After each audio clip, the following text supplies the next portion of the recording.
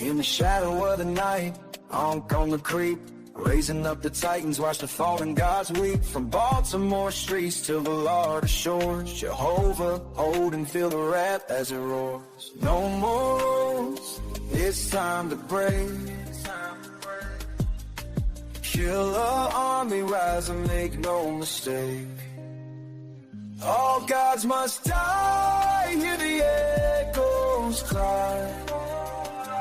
From the heavens to the ground, see him fall and die. All gods must die, no more alibis. Odin, Buddha, Allah, they all say goodbye. Zeus, on the throne, but he's losing his life. He's ready for the fight. Open your best run, we here for debate. All the deities trembling, feeling the weight. Step aside, make way for the real. All gods must die. It's a done deal. It's a done deal. Hey.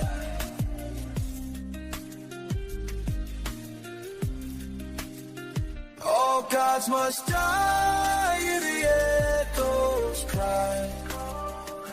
From the heavens to the ground, see him fall and die. All gods must die, no more out and die.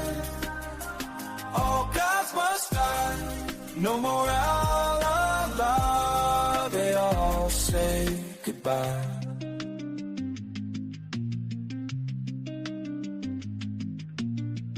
All could have gone killing, now time to fly. The world's ours now.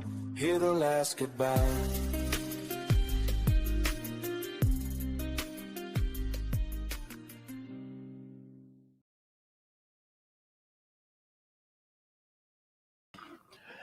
Black African power. What's good? What's happening? A well-organized lie. A well-organized lie defeats a disorganized truth every time. Woohoo, man. Y'all already know what it is, man. Y'all already know what it is, man. It's God killing the house. And I come to do what I got to do, and I'm going to do what I got to do.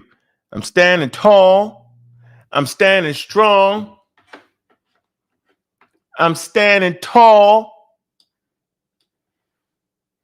I'm standing strong.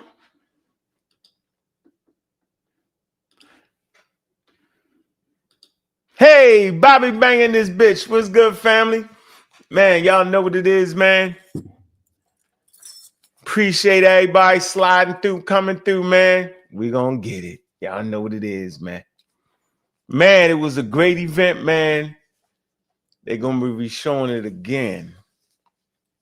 Still gonna be behind the paywall. If y'all missed that, y'all just missed it, man. Y'all know we was opening back up that portal again, yo. Yeah.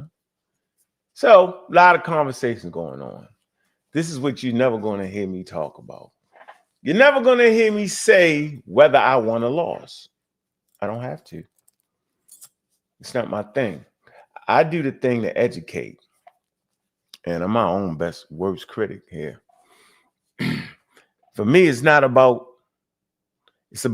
not winning or losing, but it's how I transmit the message.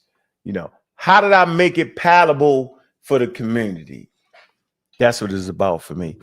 I'm never expecting a bunch of wild ass pseudos to say I won any damn thing.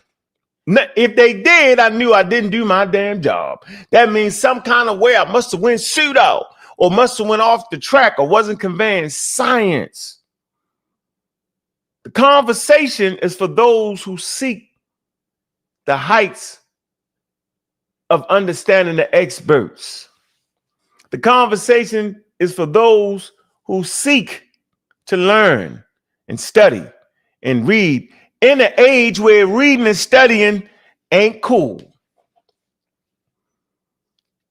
The African American community, the Black community, has become lazy, enamored with social media. Blim, blam, blam, bam, boom, super fast.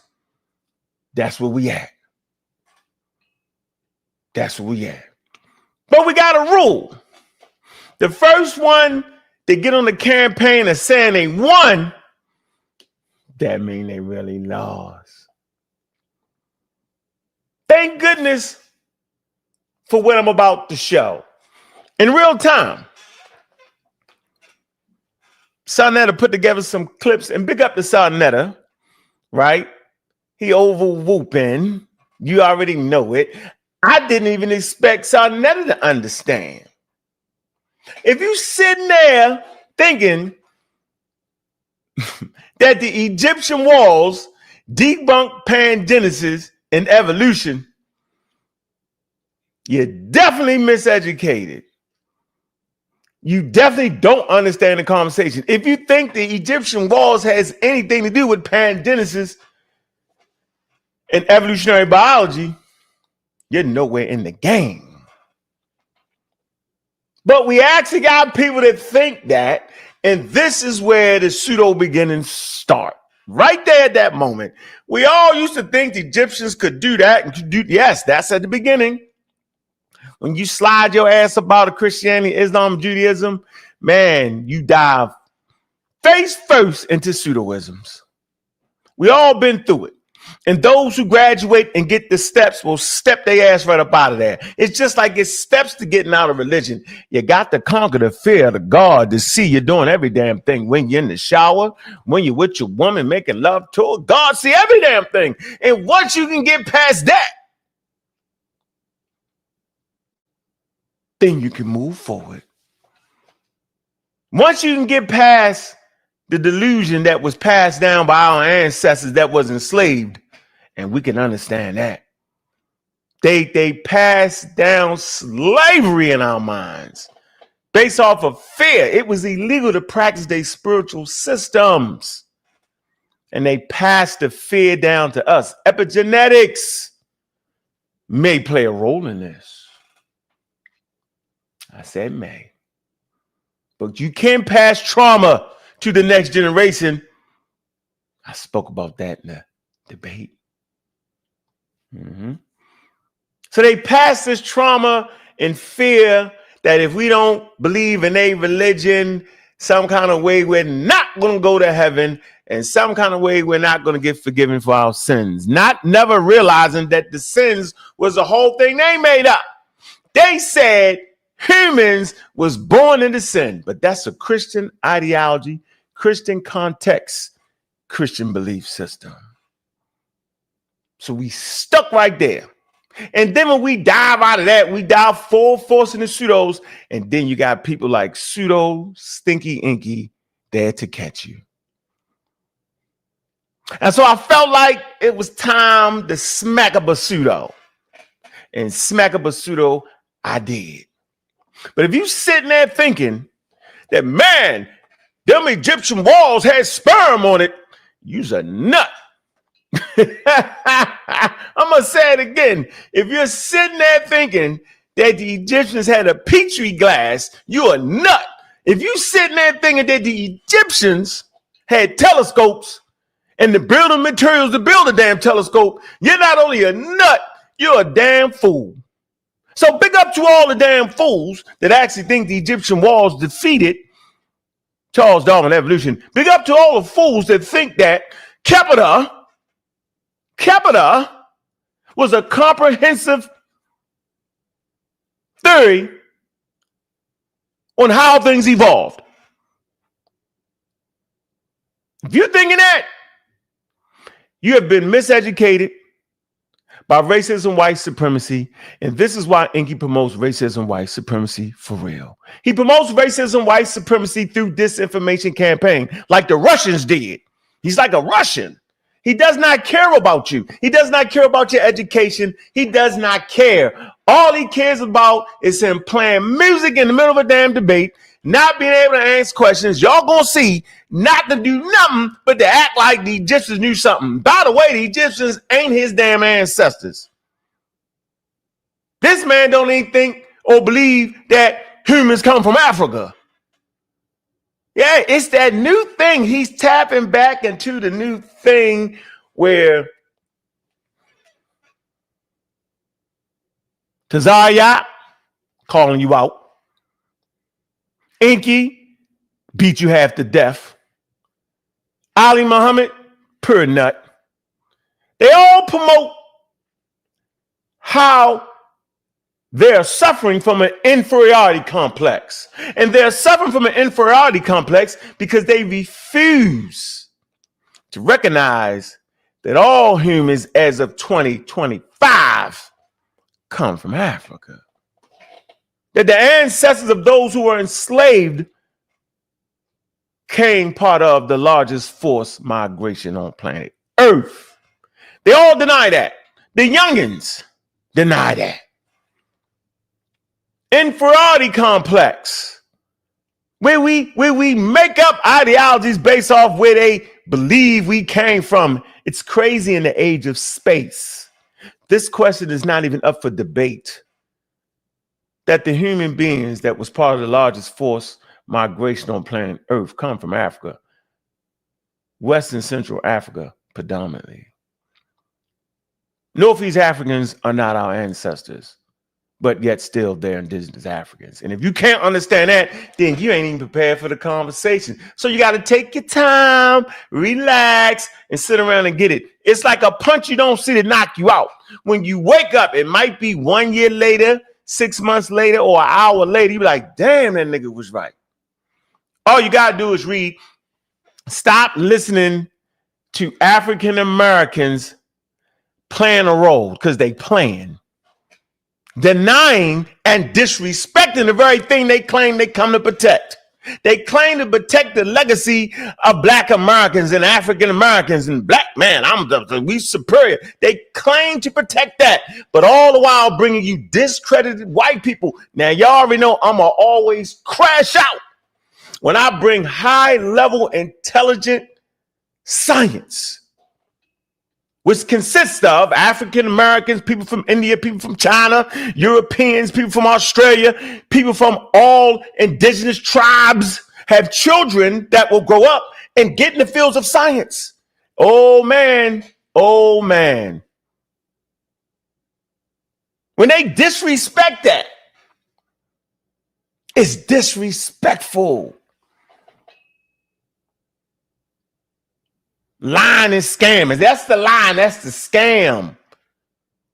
When they take you back to the Stone Age or to the Bronze Age or to the daggone Iron Age and claim to have a damn telescope that ain't even made out of those damn materials. Hell, the goddamn Egyptians wasn't smoking no damn iron. The hell is going on? That's why they got beat. Now, the Nubians, on the other hand, right, definitely had iron production. And we read it in UNESCO. We read it in this value right here, remember?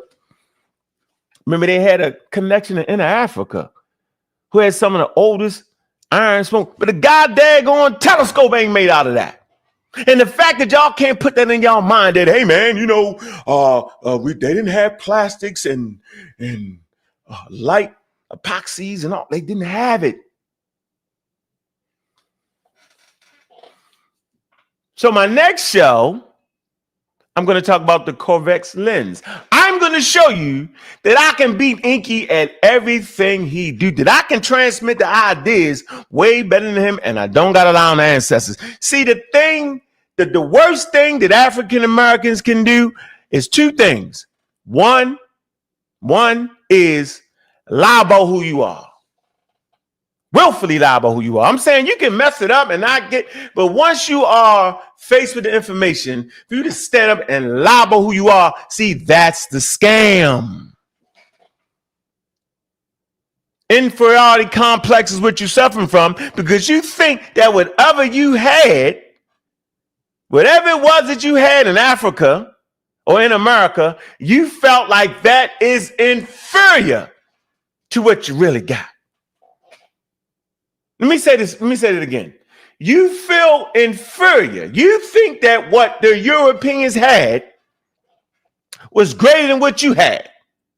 Tazariak, that's why you want to be a Hebrew. Because you think that the Hebrew, the Palestine Judean religion was greater than what you had in Africa. And so you deny that because you feel inferior. You feel like the system is inferior. You feel like they had inferior belief system. That's why you say all kind of wild stuff about Africans. That's why Tazariak and them do that. That's why all the Hebrews do that. Because they're suffering from an inferiority complex. That's why people claim to be Native Americans. Because they feel like whatever they had in Africa, they are inferior to that. Their system that their ancestors came from was inferior. Y'all know, man, that's why I teach science literacy to show that they wasn't. It's all detailed right here. Right? It's all detailed right here. We can go to the back of it and tell you how we led the way in science and technology for the first 2 million years. Now, wow, I thought you said Homo sapiens, say 1, 2 humans. See? Clarity on the situation. So they all suffer from inferiority. Ali, Bob, Muhammad, all of them out and beat half to death. The issue is that they're suffering from inferiority complexes and they promote an inferior doctrine to you. Craziest thing ever, man. So I wouldn't give a damn whether you thought I won or whether you thought I lost. What I do know is that nigga EnQi is suffering from an inferiority complex, and he shows it. But big up to the real Meta-Nature scholars, not the fake ones. See, Smash Scanwell is a fake Meta-Nature scholar. Why am I saying this? Because I know the nigga don't like me. I don't like that nigga. Point blank. Nigga don't never got to speak to me. All right, let's get that straight, because he's a scammer. But what I would never do is I would never lie on him. The man put out good work, no matter if I don't like him or not. I'm gonna say, man, that's some good work right there. And I think y'all need to deal with that, no matter how much I dislike him. Because it ain't about me and him and his relationship. It's about making sure the family get educated properly. That's why we beef, because he on a disinformation campaign. I ain't gonna say disinformation. I'm gonna say he's on a misinformation campaign. He's playing expert when he's actually not. He bluffing and he's scamming. That's why. That's why we beat. But if he put out good work, man, he put out good work. So for him to endorse wild ass EnQi's Meta-Nature shows that he's a damn pseudo and proves my point. This nigga had enough to say, big up to EnQi. You did a great job. How, nigga? I thought you was the Meta-Nature scholar. I thought that the Magi Archers was supposed to be able to read the damn glyphs. Now we see they really can't, and they really scamming. Now see, I always sit back and wait. Sit back and wait. It's gonna happen. Y'all think I'm lying? Let me show you. Let me show you. Let me show you. Got me hot over here, man. I'm thinking the Magi's at least could put together some decent Meta-Nature and kind of get a community. If they don't overwhoop this shit, I always felt like, yeah, I mean, the nigga could read the glyphs and give us something, but he had to fight against me, so they started making up some shit because I pushed him to make up shit. That's what I was thinking. But now I know this nigga don't know what he talking about ever. Anytime he would support sperm on the walls of Egypt, and the Egyptian Kepler debunking Charles Darwin evolution, man, that nigga crazy. Let me get the receipts here. Let's get it right. You always want to get it right. Let me see here. Oh, what tango where we when we practice to deceive. I've been chilling. Person asked me, yo, why you ain't really talking about? Talking about what? I know what it was. Hell, I know what I did. Know what I did and what I didn't do. And I actually appreciate the people, man. I know what I did. I know what I didn't do. I know where I can get better at in certain areas, yo. But I'll tell you this, yo. I was on my motherfucking A game. I'm going to tell you that. I'm going to tell you that. And I'm going to tell you another thing, yo. Learn something about having these conversations and debates, man. Make them niggas stay on the topic. Make them stay on the damn topic. The damn Egyptian walls ain't got nothing to do with the damn topic. Nothing. Ain't got nothing to do with Pangenesis and did Darwin have a theory of evolution. Now, if the walls prove that it debunked Charles Darwin's theory of evolution, then you would have a case. But since they didn't say that, it had nothing to do with that, whether they had a telescope, a Kovacs lens or any of that wild shit he put on there, yo, is off topic. Now, here's where pseudo Sardetta comes into play. When this nigga say Unc should have defeated that in the daggone debate, that's bullshit. At no point, watch this, at no point am I ever supposed to acquiesce to a faulty premise. See, that's a mistake. Learn that lesson, y'all. Y'all who want to come up and debate, never acquiesce to a faulty premise. What's the faulty premise? That those walls on Kemet was verifying that they had a comprehensive theory of evolution before Charles Darwin. It didn't. The things he was showing on the walls had nothing to do with the debate. So I would never run down a rabbit hole and waste my time. That's what he wanted me to do. See, that's his strength, y'all. His strength is to take you off of the real issue of the debate and put you in this wild ass merry-go-round of the sperm, petri dish telescopes, and me, I kept it on. You be like, and I spent 35 minutes debunking that. But that would be acquiescing to a faulty premise. But y'all gonna see that debate. It's coming. I debunked him in every round. But I would never waste time on something that had nothing to do with the debate. This man was completely off topic. Let me see here. Let me receipt this up here to show you how the fake Pangenesis scholars do it. They fake. Let me show you how the fake Pangenesis scholars do you. Let me get this straight here. Come on, man. I said, come on, man.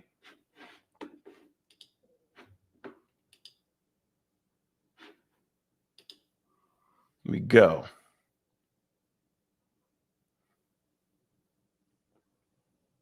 This man is supporting EnQi. Supporting EnQi. Show you anybody that support EnQi, it's a damn pseudo. Any Pangenesis scholar supporting EnQi proves he can't be trusted with a scholarly discipline. I'm gonna say this again.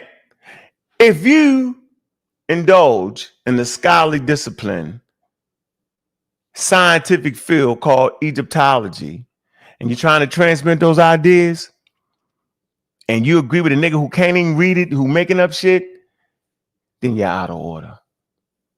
Even if you don't like me, you can't support the bullshit. I don't like Smash because he a scammer. And he a fim-flam bam-bam boomer. But I support him if he do good work, no matter what. If he was going against EnQi with that bullshit, I'm like, nah, Smash got that shit right. That's bullshit.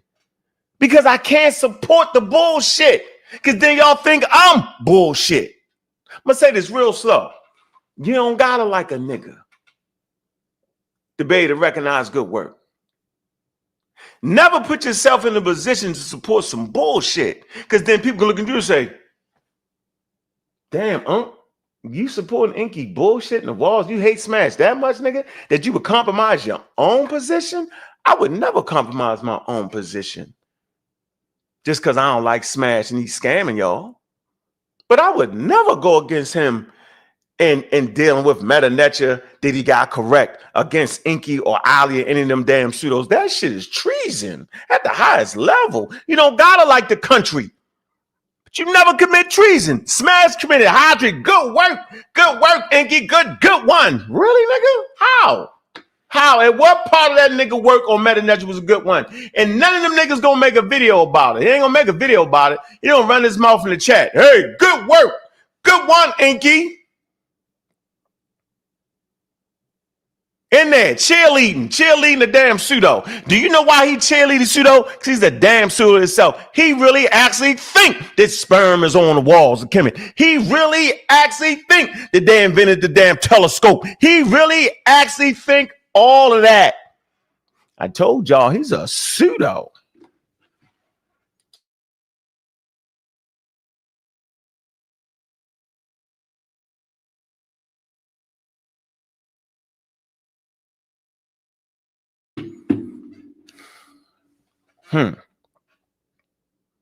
Point blank.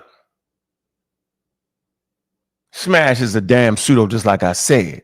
Pseudos support pseudos.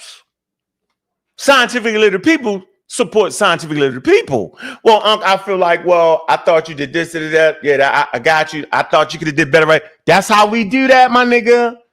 If you supposed to be a scholar, he's a fake scholar with no real no published work. That's why he will support that bullshit. Make that nigga stay to the topic. I know what I'm saying. This is how we doing it. Oh, it's going to come out. Can't hide it in the vote forever. We gonna see. And then I found out that we got some intelligent people watching Sarnetta. We're gonna go through some of the comments. The comments sometimes tell a story, man. Healthy amount of people. Matter of fact, I started to recognize what type of job I did based off of the healthy amount of comments that started to come through. Yep. I say, damn, okay. Okay, got some critique from the team. And by the way, I stayed away from my team on this one. On purpose. Because they would say, yo, you damn, your whole team gonna fall if you lose. Nah, nigga, I did this all by myself. And I normally don't do that. Normally don't do that. But this is my subject right here. This is what I do. I do this. Right? And it's up to me every time that I come out is to do a better job on transmitting information. That's what I do. Now, Sarnetta just called me, so I'm gonna send him a link real quick, and then I'm gonna play the piece of the debate, right? And y'all gonna see it. Y'all gonna see that piece. Y'all gonna see how I go back and forth, and we're gonna see it. But let me get Sarnetta up here real quick, real fast. Hold on, let me see if I can get in real fast. Hold on. Let me see. And then I'm gonna get on to what I'm doing. Real quick. Yes, that debate's behind the paywall, man. Go and spend it. I don't know if it's $15 or $20, right? Hit me up. This is another damn thing that Sarnetta did not do. I say, Sarnetta, during the debate, I say, bro, I'm giving the people sources, right? I said, you supposed to send the sources out to the people. You think that nigga did that? Nope. Nope. Nope. Here you go. This is what I sent Sarnetta and all y'all that was at the debate, whether you pseudo or not, should have had this right here. This is what y'all should have had right here. Okay? Y'all supposed to have this. Here you go. Scientific publications supporting evolutionary theory. Okay? Table of contents, estimated number of scientific publications, major scientific journals, why these numbers matter, fields contributing to evolutionary research, scientific consensus, references, right? This was definitely one of my slides. Estimated number of scientific publications. The values of peer-reviewed research serves as a clear indicator of strength, right? And neutrality of scientific field. In evolutionary biology, the scale of published research reflects both its deep historical roots and its modern relevance.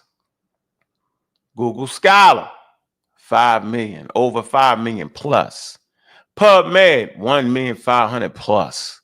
Web of Science, 1,200,000 plus. Scoops, 1,800,000 plus. Nature,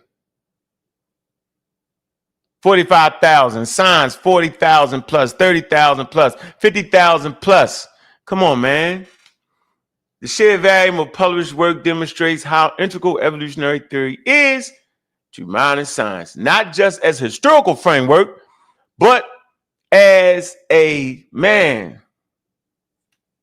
continuously tested and applied scientific foundation. You remember EnQi saying that it wasn't the foundation. Remember he said all that? He said all that in the debate. Sarnetta, it's a travesty. You did not send these people their document that I told you to send these people, bro. All this right here. These are all the sources that I use in the debate. You supposed to send that to them people. Yo, you didn't. They say they ain't get their copy, bro.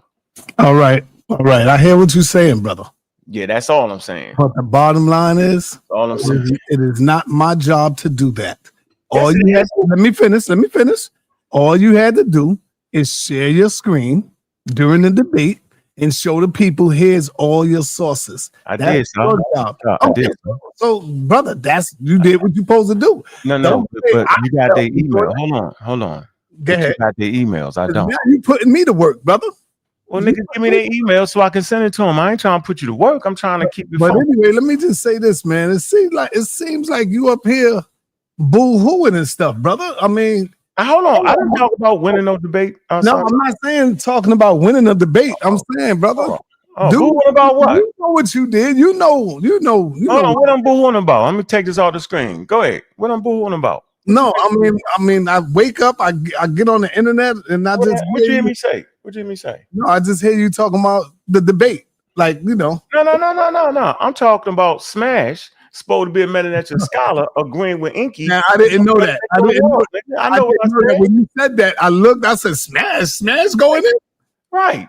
This nigga's supposed to be a Meta scholar, and he agreed that crazy shit. Then my next point was that the nigga ain't. I'm not boo-hooing. The nigga ain't stay on. I'm not. You set out your mouth. I'm dealing with you. You told Reggie. Big up to Reggie because Reggie did his thing. He has proven himself to at least be able to read the Meta, right? Yep. Because whether Reggie agreed with me or not on certain topics, he got enough sense to know he looked at EnQi shit and knew it was scandalous, bro. So I'm saying is that you told, guess what you said though on your program? You said, which is wild, you said I'm supposed to refute that in the debate. No, I'm not. That's EnQi's strength. That's what pseudos do, bro. They put up a whole lot of wild information that has nothing to do with the debate, and then it take me away from my topic. Every round I refuted that man. Let me tell you, man. You know you and Smash is at odds right now. So you can't take what Smash say seriously when it's I'm taking it serious. No, don't do that. Take him serious. I got you. Don't do that. Guess what? Let me tell you why I gotta take him serious. Because even though I don't fuck with Smash like that, yo, if he debated EnQi on some meta shit, and I know he beat that nigga up with the real information, I gotta say, yo, I agree with his scholarly take on that, bro. Because if I agree with EnQi because I don't like him, I'm really saying I'm really pseudo. So I don't gotta like a person, bro, to say they got that right. I don't gotta like Smash to say, yo, he got the meta right. Because I'm on the side of academia. I'm not on the side of Smash. It's not about whether I like him or not. That nigga don't feed my family. It's about constantly staying consistent with the community, transmitting these ideas. You either anti-pseudo, you not. I'm never supporting a pseudo. Not unless that pseudo change his ways and get something right. Then I gotta say, yo, even though you a pseudo all the other times, right here, you got that right, bro. That's how we gotta do that, Saul. That's all I'm saying. You should have listened to me when I first told you. You and Smash need to get in the goddamn ring, brother. Oh, nigga, you get him in the ring. Get that nigga in the ring. Y'all need to get in the ring. Not getting no ring with me. That nigga don't want this. I done said it. How many times I gotta say it?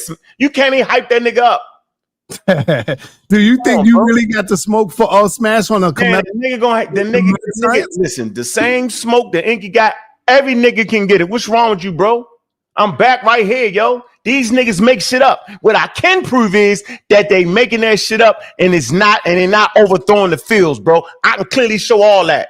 That's his idea. Guess what? EnQi's idea, Smash idea, none of them niggas' ideas count, bro. See, y'all think they do. Y'all think that one person idea count. That's like saying Charles Darwin, one idea on evolution count. It actually doesn't. It's the people that come after him that will either prove or disprove his idea. See, that's science, bro. All right, I'm gonna admit it could have been some lookership for me. Because when I looked at EnQi and he broke that metal netcher down and said the sperm, the semen coming from the penis, I was looking like, oh shit, this nigga EnQi going on. I know.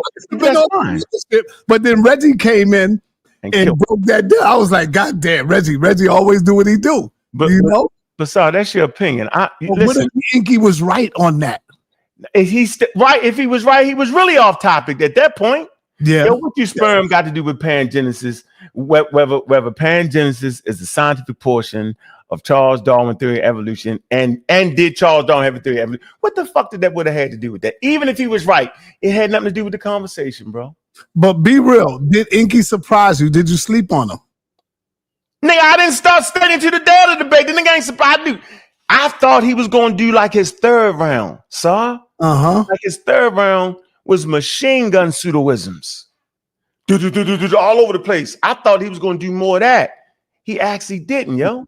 Meaning it would have been a lot of things for me to have to refute, right? That last round was full of pseudoisms, right? So I picked 2 solid things and refuted. I thought he was going to make me work like that the whole debate. He actually didn't. He was so far off topic.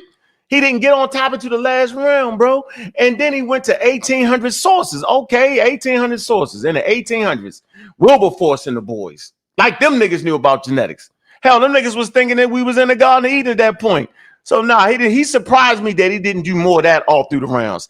And then where I really was laughing at is in the question and answer, bro. I felt like that was going to be his strong. Now, I think you got him on the question and answers. I got to give you that because he was asking crazy questions. But look, I dropped the link in your private chat, and that's the link you need to get for the people who didn't see it before going to the vote. That's the link, and we're going to release it on the 9th. On the 9th, it's in your private chat. The link. I got it. On the 9th, it will be. I mean, not the 9th, the 8th. So you might see the 8th on the. I mean, you might see the 9th on the flyer, but it's the 8th. That's on the Saturday. Mm-hmm. I actually thought, the question and answer, I felt like for a pseudo, normally when you get to talk, that's your strong point because you get to convince people, yo. Well, do you think he deserve, and be real, do you think he deserve a title bout with Jabari now? Being that the people said that he went through you, he beat you. The people ain't say nothing. His niggas in his daggone, come on, yo, niggas in your cult say you won. Yo, how that count, yo? No, see, look, hold up. I see John Jones saying Sarnetta needs to bury all the pseudos debate. No, see, look, without the pseudos, y'all really have nothing to talk about. You need the pseudos, man. I agree. I ain't never mad at you about that. You need the pseudos, family. Trust what I tell you, because you got to have an opposition to go up against. You need an ops. Getting the team at the same time. So you need the pseudos like Keon. That's my man right there, my brother Keon. That's my brother. That's the young lady that was in the video, right? Yeah, that's the young brother. Keon. Shorty. He believe he's a Christian.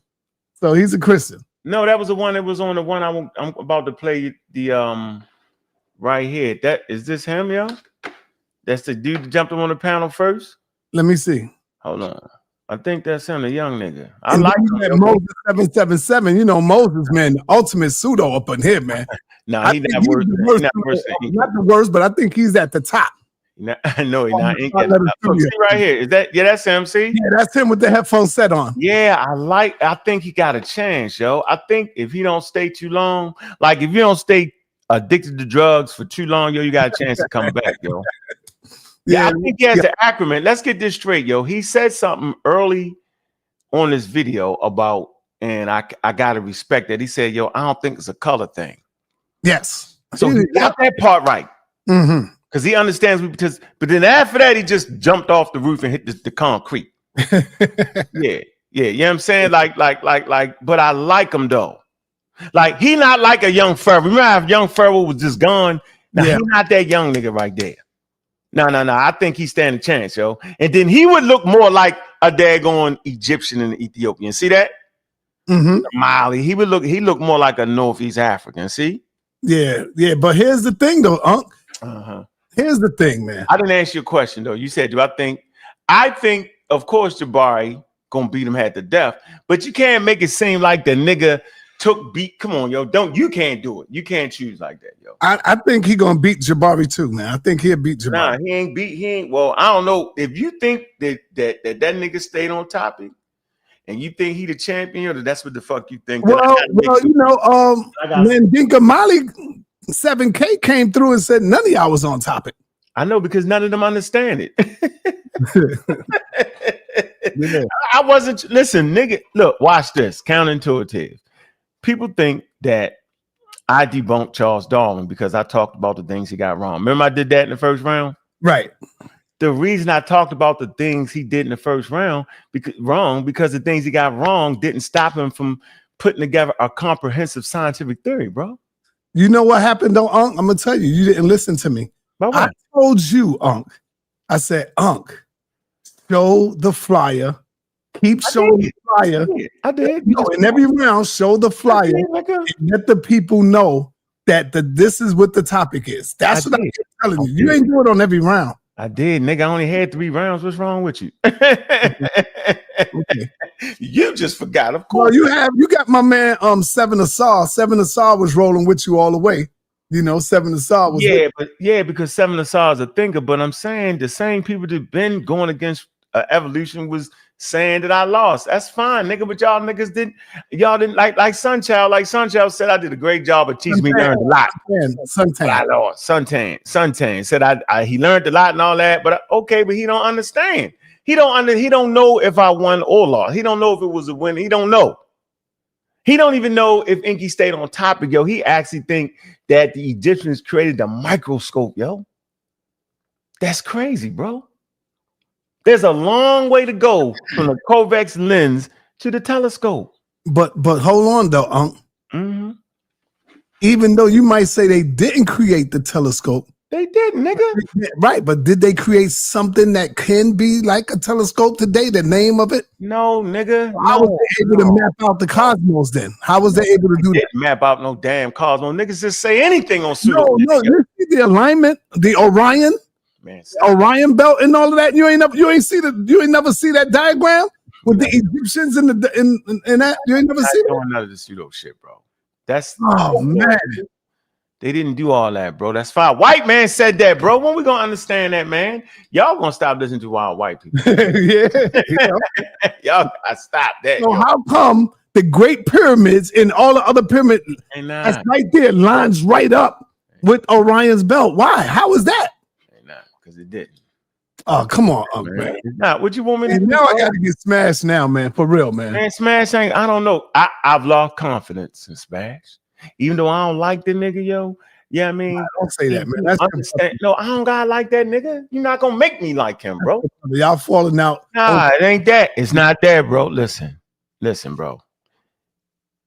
I'm not trying to get nobody to move in any direction, but that nigga said, hold on, bro.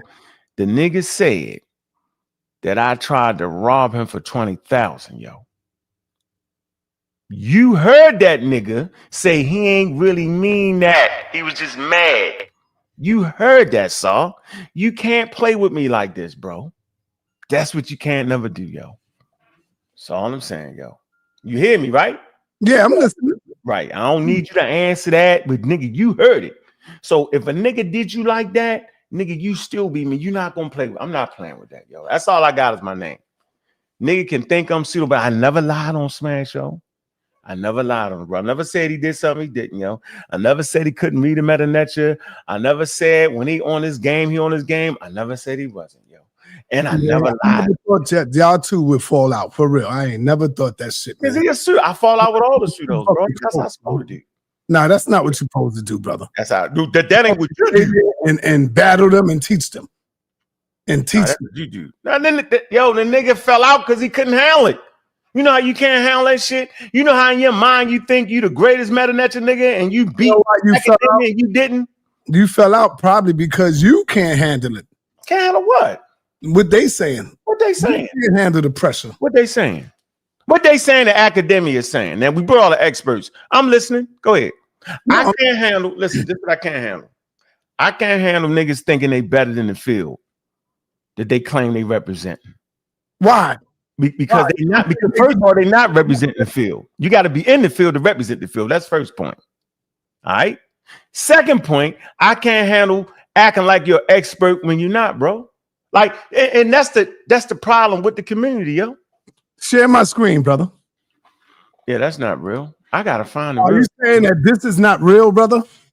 Orion constellation theory. Yeah, I like the good ones. So I was looking for that, yo. Yeah, look, read it. Orion constellation. Hold on. I like that, yo. That's what I was looking for, yo. Good one, yo. Here, hold on. That's what I was looking for. All right. Yeah. Orion constellation theory, yo. All right, so that's what it is, right? Orion constellation theory. Mm-hmm. Right? If we actually look it up, it's going to tell you, yo. And okay, it says it posits. Hold on, the Orion constellation theory is a fringe theory. Hold on, look, I'm gonna go right to it. Here, Saul. Damn, well, you come and save the day with that one, yo. Yeah. Yeah, just what I'm saying. So if you come to Wikipedia Encyclopedia and everybody gonna crack jokes about Wikipedia, right there, those dots you see, that's where the pyramid's at. How were they able to line it up like that? well, let's read it. Well, we got to read it. Okay, it say the Orion constellation theory is a fringe theory, yo, in Egyptology, attempting to explain the arrangement of the geyser complex. See, it's a fringe theory, bro. See? Look, is the idea or viewpoint that differs significantly from the accepted scholarship of the time within its field. There you go, yo. Now, it posits that there is a correlation between the location of the three largest pyramids of Giza pyramid complex, Orion's Belt constellation and Orion. It say, and that this correlation is intended as such by the original builders of the geyser complex, yo. So all you gotta come to is here. Let's read it. Let's see. Are they confirming that? History, who actually did the history of it, right? And here you go, yo. The Orion correlation theory, right? Look, was put forth by Robert Bovell. Who is Robert Bovell? All right. Now, here you go. Robert Bovell. We can come right there. Bovell, Alexander, Egypt. Let's see his schooling. All right. Let's see what he got. He ain't got no. Let's see. He came across a new edition solo press. Hold on. Bovell contacted Gilbert. Hold on. Let's see. Hold on. The Fourth Dynasty. They went and write the Orion Mystery. So he writes pseudo books. The Orion Mystery, definitely a pseudo book. Became, let's see, international bestseller. Broadcast documented Bovell's idea around the time of the book publication. He also co-authored 3 books with Graham Hancock. He's a pseudo, right? All these people are pseudos and they're white boys. Okay, hold on. See, they always talking about me and white boys, but y'all promote discredited white boys. Bovell, specifically known as the Orion constellation. So this white boy made this shit up. He's not an expert in the field. I can't even find his schooling, bro. His education. Man, yo. So we look for experts. You got African Americans that are experts in these fields, yo. They don't support none of that. The sacred cities, secret faith. Man, get out of here, man. Hold on. Yeah, he ain't got no education on that, bro. He's just doing it. Look. Atlas Reborn documentary. Y'all believe in Atlas, yo? That's what we doing, yo? Yeah. We doing that? That's how y'all doing it. Okay. Atlantis. My fault. Atlantis. Y'all believe in Atlantis? That shit usurped Egypt, right? To some Martians. People be for that. It's crazy as hell. Yeah, bro, he's a pseudo, yo. None of that shit is documented. You can't find it, bro. All right. So I don't care how good it sounds. As a matter of fact, yo, let me show you what's real, bro. Like, you know, me and Dr. Meow got a published paper.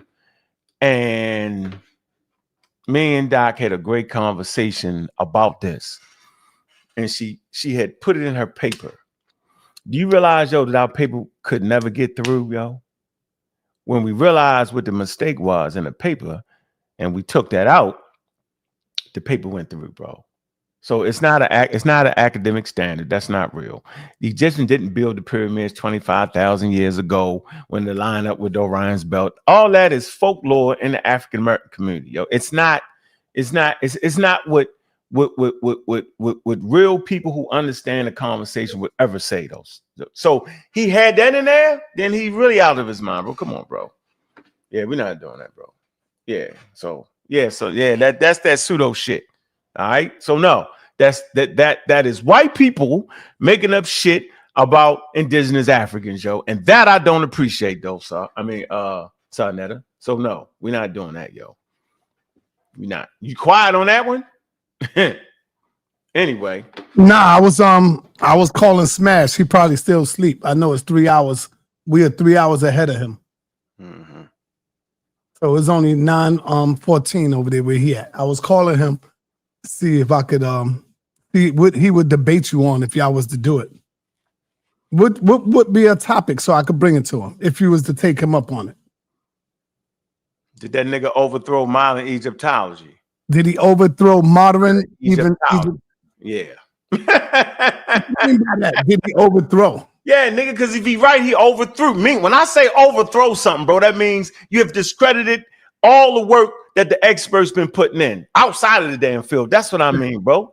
Just like EnQi, right? EnQi claimed to overthrow modern biology, bro. That's crazy as shit. Come on, bro. Well, I don't know why y'all think that. Why would you think that EnQi overthrew modern biology, yo? It's right here. Hold on. Here, Saul. This is what you forget. Look, you forgot EnQi didn't even know the title of the daggone didn't understand the title of the book. You forgot that round, yo?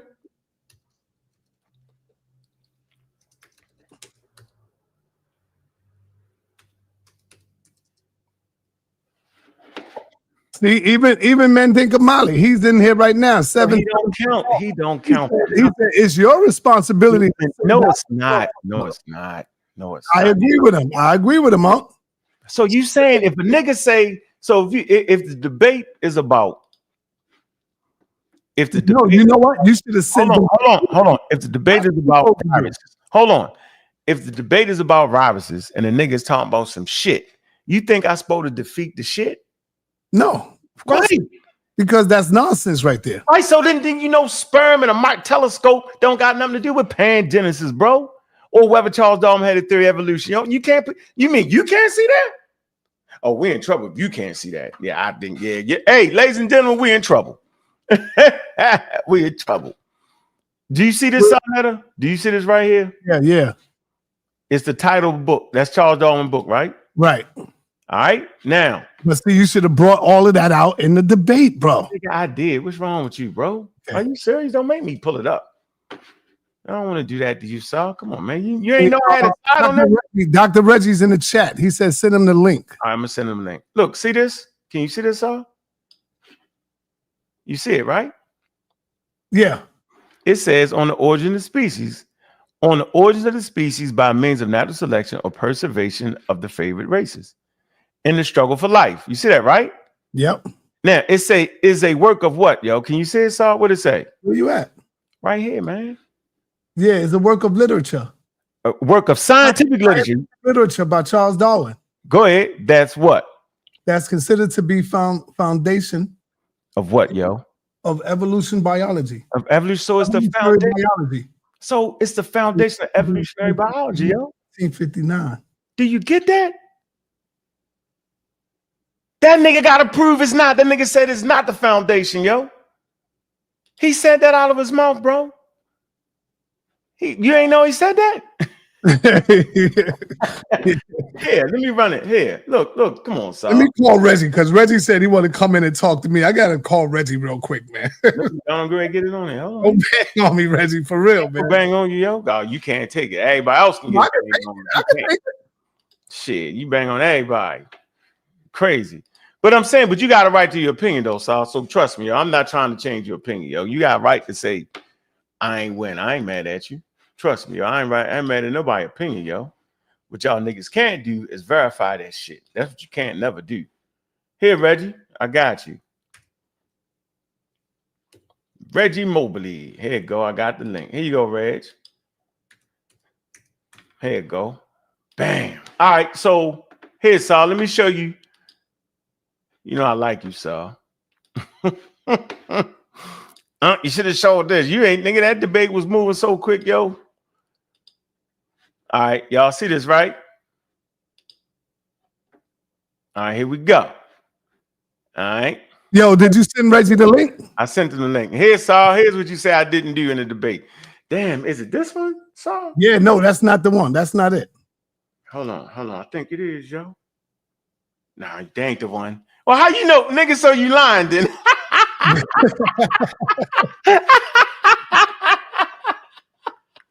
Oh man, you just you got the link. He sent it to you. Promoting at this point, yo. You gonna say nah, that ain't the one. How you know if I didn't do it? How you know which one is on? Because I remember a little bit, baby. Oh, you wow, yo, you gotta stop, yo. I forgot how good you is, yo. The shit you be doing, boy. You gotta stop that shit, yo. Hold on. Oh, I got him there. Hold on, I got y'all. Here you go. Look. Here we go. This is what Sonnet said I didn't do. First of all, I don't care if y'all think I won or lost, but at least I know the title of the motherfucking, understand the title of the damn book. At least I understand that. So here you go right there. Hold on, Reggie. Let me just show this. This was Saw said I didn't show. Then we find out. Here you go right here. That's the slide of the thing. And it went just like this. I said the impact of on the origin of the species. I said Darwin's On the Origin of the Species in 1859 introduced natural selection, transforming biological science, and initiating debates about evolution. Then I read the title, On the Origin of the Species by Means of Natural Selection, right? Or the preservation of the favored races. This man he do the classic, I'm gonna say this again. He does the classic mistake. Down here in this slide, I say, in this extended title and elsewhere in the book, Darwin used the biological term races interchangeably with varieties. Okay, so really he was saying varieties. They're interchangeable. Okay, meaning you can use either one. Now, this is the definition of what he was doing. Meaning varieties within a species, right? It says he used the term broadly and as well as, discussions on several races. For instance, of cabbage and hereditary varieties of races of our domestic animals and plants. So you know damn well ain't no races of fish and animals and plants, right? If you try to apply it that way. But EnQi don't know this. Look, here's the proof. Watch. Right. So here's the book, right? This is the actual title of the book. On the Origin of Species by Means of Natural Selection. Now, when people are trying to hide the truth, they just leave it like that.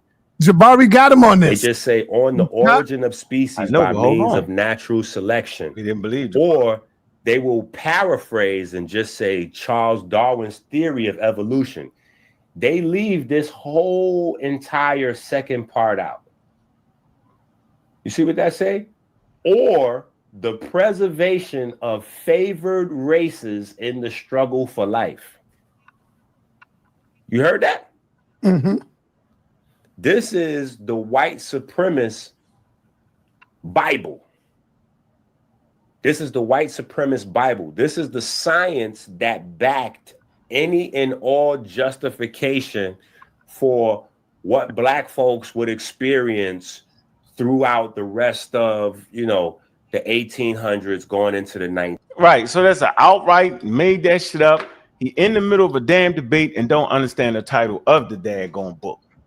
That is the foundation of evolutionary biology. Did you have a host? Did you promote? I mean, did you go in on Pangenesis? Of course I did, nigga. Like I'm saying, how long? Because I did a whole round. I did a whole round. I was the moderator, so I was in and out. I was running the whole round here. The whole round here. I think it was this right here, yo. The whole round was dedicated to Pangenesis, man. Okay, because some people say you didn't bring that up. Because they retarded. What you want me to do, yo? His students said it. Do we listen to that nigga students or not? I didn't even know people still had students. I thought we eradicated the cults. That's cult talk. That's cult talk right there. And Sonetta. What's up, Dr. Reg? How you doing, good brother? Good, man. I know he didn't read Charles Darwin's book because species, he's talking about humans, but species is also cabbage. He was talking about plant life too. And I had told him that, but he wanted to fool the audience. So when he's talking about species, he's just not talking about humans. He's talking about living organisms. So he tried to make that racist, right? But that wasn't racist because his definition of species goes beyond human beings. It's talking about plants and animals. And but I think, Sonetta, this is probably one of the greatest debates in 2025. Yeah, it was good. I think in the scheme of it, because there's some echoes. Dr. Joseph Benjo Cannon talked about Charles Darwin and agreed with Charles Darwin. So EnQi doesn't know. What did he agree with Charles Darwin on, Reggie? Oh man, don't tell him. He agreed. Dr. Ben's book, Black Men in the Nile, which beat me up on, right? Beat me up on the Black Men in the Nile because he has a whole section on evolution. Dr. Ben. I remember talking about that with Dr. Ben. I did it on that thing you just when I'm beating up SETI, I pulled out. Yeah, I know. So you read the title. See the title right there? Yeah, that was in the second round. Here, I got my rounds listed up on my paper. Right? And in the second round, I did Pangenesis overturn Darwin's scientific theory? I did a whole thing. In round 2, I stayed to the topic, yo. This is like the more debate that I had when as soon as I finished, you had even people like Professor Small saying that I didn't do a good job. But then after people watched it again, hold up, who said that? Professor Small. Oh, wow! I didn't know he said that. Yeah, he said because he didn't even see the whole thing when the Moors didn't say Black Power. He didn't say. Oh man, damn, Small. He came in later, and he only with Dr. Jeffries, and he only seen the pretty much the second half, but the first half. But then this is like that debate, one of those great debates that you put on, in the sense that people get a chance to watch it. So if you didn't watch it, get your tickets, right? And so you can watch it so that you can have more information instead of the emotional appeal that people are doing, right? You really actually have to watch it and pay attention and see what Unc said, what Unc didn't say. Hey, Reggie, you remember when I grabbed the mic in the office and I almost I had all the Moors going crazy, like they were getting ready to have a riot. I grabbed. Yeah, Dr. My voice like thunder, man. When I grabbed, I was hot as hell because they didn't say Black Power, but they were Islam, and I grabbed the mic, lost it. And I went at them niggas, man, and they was like, "Oh my god!" I thought we was gonna have a fight up in that shit. You completely lost it, but we were almost overpowered. We had some secrets, but we were almost overpowered because you saw them. They was all on one side of the room, and but this debate is similar in this sense of information, a lot of information. But now EnQi goes up, and now EnQi lies on African language. He says that there's a sperm that but doesn't know that that's writing, and he lied to our people. So watch this, Sarnetta. If he's saying that Charles Darwin is wrong because he put in Pangenesis, well then EnQi loses the debate, right? Because he lied on African language, right? So people, y'all need to watch that debate, and they don't watch it. They're gonna watch it. Yeah, I never count a person's students. They say I'm EnQi's student. He won. I'm EnQi's student. He won. He played good music. You know what surprised me, Unc? What surprised me is that damn, I ain't know EnQi had the support he had with all it. He got the support of the Hebrews. He got the support of the Indians, the indigenous Indians. He got that support, bro. He got to have it because see, the Hebrews can't say they agree with Charles Darwin. They got to believe in Yahweh. Yeah, riding on that. So he using that shit. He using it well. He playing chess well. Well, hold on. Read that though. What that say, Sal? Where you at?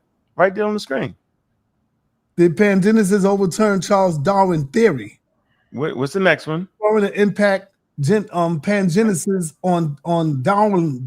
What's that? Darwinian? On Darwinian evolution. Darwinian evolution. That was my round 2, yo. Yeah. So in round 2, I did this, right? All right, to handle the Pangenesis side, right? And then for all of us was there, I did this. Look, I did this. All right. Yeah, no need to squabble. I did this. See, if you read it, probably can't see it. It says Darwin predictions versus modern scientific proof. Why Darwin produced a scientific theory. So in that second round, after I got you to that point, is when I cooked the whole thing right there. So basically, if Darwin, watch this, if Darwin had a prediction, right, then that means he had a scientific theory, because scientific theories have prediction power, yo. Right? And you know, it shouldn't have went over nobody's head. You, matter of fact, you actually played it, Saul. Right here, look, you played this in the video. That's why I was like, my man, you did your thing. Right here, Darwin you played this right here, yo. See? Darwin observed diverse species in different environments. He formulated ideas based on natural selection and adaptation. Yeah, let me ask Reggie this question, because I don't know. My man, Dr. Reggie, could be the culprit of having these dudes say we didn't come from monkeys. Reg, I got the video. Remember we did something on evolution. What they got to do with what I'm just saying? You always do that shit. I know. My mind let you blink out, nigga. Goes away. No, stay right here. This is important. Not important on what I'm in the middle of saying, Saul. This is dealing with evolution. Channel. I don't want to hear that shit. Go ahead. I definitely don't want to hear it. You played this in your video. Yes. This is important. I say scientific theories have predictive powers. So if Charles Darwin, would you think Charles Darwin had magic? No, he had a scientific theory. That way he had predictions. Simple as that. So we know he had a scientific theory because he made predictions. You predict through scientific theories. And that was all in round two. I dealt with all that. Now you can go ahead and get back to Reggie. Okay, Reggie. I said that we that humans came from a split between the Miocene primate, right? Mm-hmm. And yeah, so I think I remember though, Reggie, you saying that we come from monkeys, if I'm not mistaken. No, I said primates. And so the thing is, the term primates, they equate to monkeys, right? But we came from the Miocene primate that split. And so that's where they get to the point of monkeys, because they don't read. So we come from the primate, right? Right, the Miocene primate that split, right? What does that mean when you say the Miocene primate? Miocene is a period in on the planet. It's one of the periods.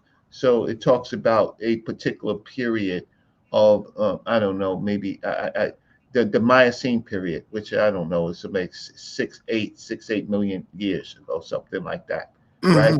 Where there was a split between groups that would ultimately admix and become Homo sapiens sapien, and other groups that would be the chimps and the gorillas and stuff like that.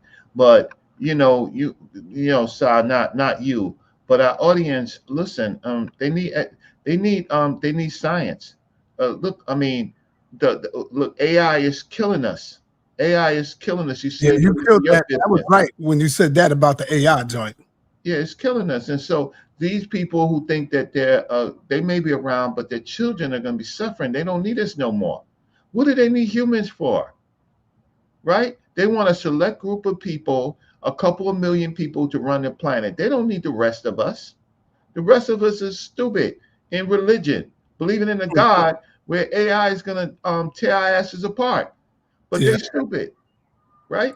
So that's why this is a great debate, because we need debates that have to do with science instead of instead of religion, because they can't prove anything. They're running out of gas. Let me ask you another question while Uncle on the phone. Yeah, believe me, I'm not pseudo at all, y'all. Y'all just don't know what I do. Y'all don't know my job. I know it's pseudo and I know it's not. Y'all think I'm pseudo, but I'm not pseudo.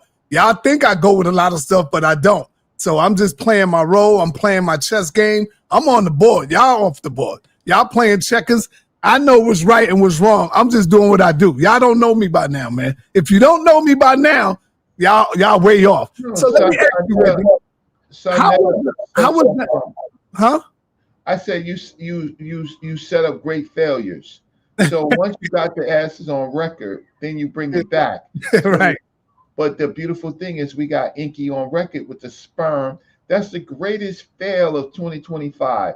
I mean, that should outbeats the helicopter. You know, Hey, let me ask you before I get off the phone. How were the ancient Egyptian able to align the pyramid, the Great Pyramids, with the Orion's belt? With the cosmos? How did that happen, Dr. Reggie? Look at ship. Look at shit. Nobody agrees with that, sir. Only you saying they that? looked up and they seen Orion's belt. They seen his 3 stars, and Right? they did their best calculations to align it. But guess what? Space changes. But Space you know what? It was perfect. So when you man, you still saying that, sir? it was never perfect, sir. Wait, sir, they didn't align that shit with no damn Orion's belt, bro. It was look a ship. That's bro said that. What are we doing? The amount of space, space between those stars, or light years.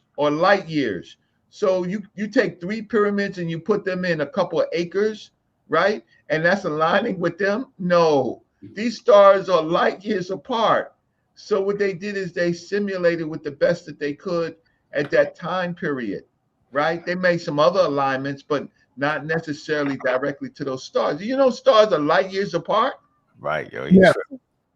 So you can't on a couple hundred acres, you can't put pyramids and align them with stars that are light years away. That's EnQi stuff. That's what the pseudos do. That's not what we do.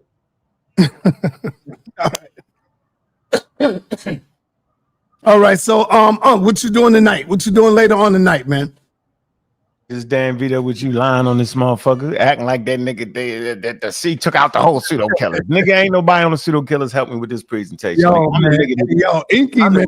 Teach that.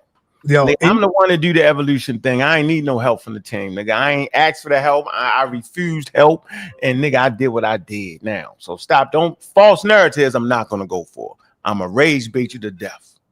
Yeah, I hear you, brother. All right, I'm telling you now. I'm Captain Rage Baiter, yo. I'm telling you. Hey, yo, Kent, don't do it. Kent, you got to speak for yourself, brother. Speak for yourself. What do you say? We don't fuck with Saul. Yeah, he don't fuck with you. Yeah, that's what I'm saying. It's all right though, Kent. If you don't fuck with me, that's cool. Now he don't fuck with you because he understand you to be a pseudo and you support the pseudo. But that's all right though. I ain't got nothing against Kent. I have no problem against the brother. Why you support the pseudos though? That's everybody's not because you already know the answer to that. What's the answer? There was no pseudos. We want to know the answer, yo. Hold on, Kent. I have no beef with you, man. Whatever we had in the past, brother. I don't even remember that stuff, brother. I know you. So I apologize. You on the panel. You cuss them out. I apologize if I said something to hurt your feelings or whatever, man. I have nothing against you, bro. I don't even know you to not like you, so I ain't got nothing against you, Kent. It's all good, man. All right, I got a super chat right here, man. Boogie the Giant. He says, "Why isn't anyone talking about talking about out the difference mutations?" I guess he's talking about different mutations that allow for natural selection to take place. All right, frames shift. All right, deletions. All right. Now let me tell you why I fuck with the pseudos. And I don't just fuck with pseudos. I fuck with everybody, man. Like from the Christians to the Hebrews to the Muslims to the Moors. It don't matter if you're pseudo or not. Without the pseudo, you have nothing to disprove. You know, some people want to have debates. So when you have a debate, you are debating one against the other one. One of them got to be a pseudo. Yeah. One of them is a pseudo. You see what I'm talking about? So without the pseudos, y'all ain't got nothing to debate, man. Hey, you know, and it's all business with me. Man. I would like to. Young Pharaoh is back in jail. You know that. I heard something about that, Reg, but I didn't find no information on that. Yeah, he needs $2,000. He needs $2,000, but he's back in jail for domestic. Go ahead, give it to him, Si. That's your man. You promoted that nigga. Yeah, but you know, I don't glorify. I'm not here to glorify what he's doing. I just feel bad for the brother. You realize you always on the wrong side of history, yo? If he would not have left me, he would have been one of the top. Listen to what I'm saying. Listen to what I'm trying to tell you. This what you always do. When we look back at history, people like Kent Logan say that nigga pseudo because you claim neutrality, right? But you actually not. you actually lead more towards that wild shit. So that's why niggas say But that. there wouldn't be You know no why? You know why? You really want to know why? I really want to know why. Here it is. Here it is. there wouldn't be no If debate. you hold on, if you can't beat them, join them. If you can't beat them, join them. Well, there you have it. At least you're honest, bro. Look. Check this out. Mad at you. People cling more towards the pseudos than those who got the scientific information. There you have You it. know what I'm saying? Look at that. hold on, let me give you a perfect example. All right, go ahead. Shout out to my brother Rich. Look at brother Rich. Super pseudo. That's the one Kent need to get. Look at You need my to get on that. hold on. I'm not banging on my brother Rich. I'm banging on Rich because you're a damn pseudo with disinformation and But I'm trying to show you. Look at my brother Rich and look at the views and the people that he get. millions. Thank you. Because that's what they people want. So I'm saying, if you can't beat them, join them. Yeah. Join them. Yeah. You know? I hear you. I ain't never joined no pseudos, yo. Yeah, No, I but didn't think Smash was gonna join the pseudos though. That problem confused with me. YouTube is at some point YouTube gets it's tired of that. business with me, man. That's Just delete the whole channel. it's never personal. Yeah, but you be leaning like this, yo. Like, I don't need your opinion on who won that damn. Shut up, nigga. I don't need you talking. YouTube at some Knock point. that shit off, man. All right, yo. What the fuck? Hey, you got indigenous black man. Stand up for your people, yo. Yo, a lot of y'all be using my man, indigenous black man, work too, man. And see this shit like that. Stand up for your people, man.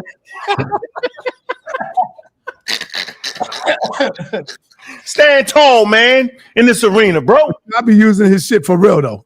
Yeah, he does. I think You put it out and y'all just be regurgitating it, and then y'all don't give them props on where it come from when y'all do that.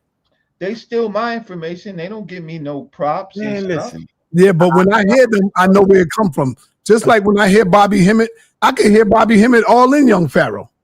Yeah. York too. Yeah, him too. Yeah, but a lot of niggas don't got no work though, yo. See, I don't have no work. I'm not overthrowing modern biology. I don't have no work in biology. See, let's get that straight. See, I admit what it is. The difference is people promote the wild shit. So I'm gonna play this little part that you did you chop up some other people? Hey, so now you know the more you chop that shit up, yo, and play it, the more people can start to see. They like, oh shit. Well, they're gonna be able to see on the 8th. For $20 or $15. 20. Why you go 20? Why not 15?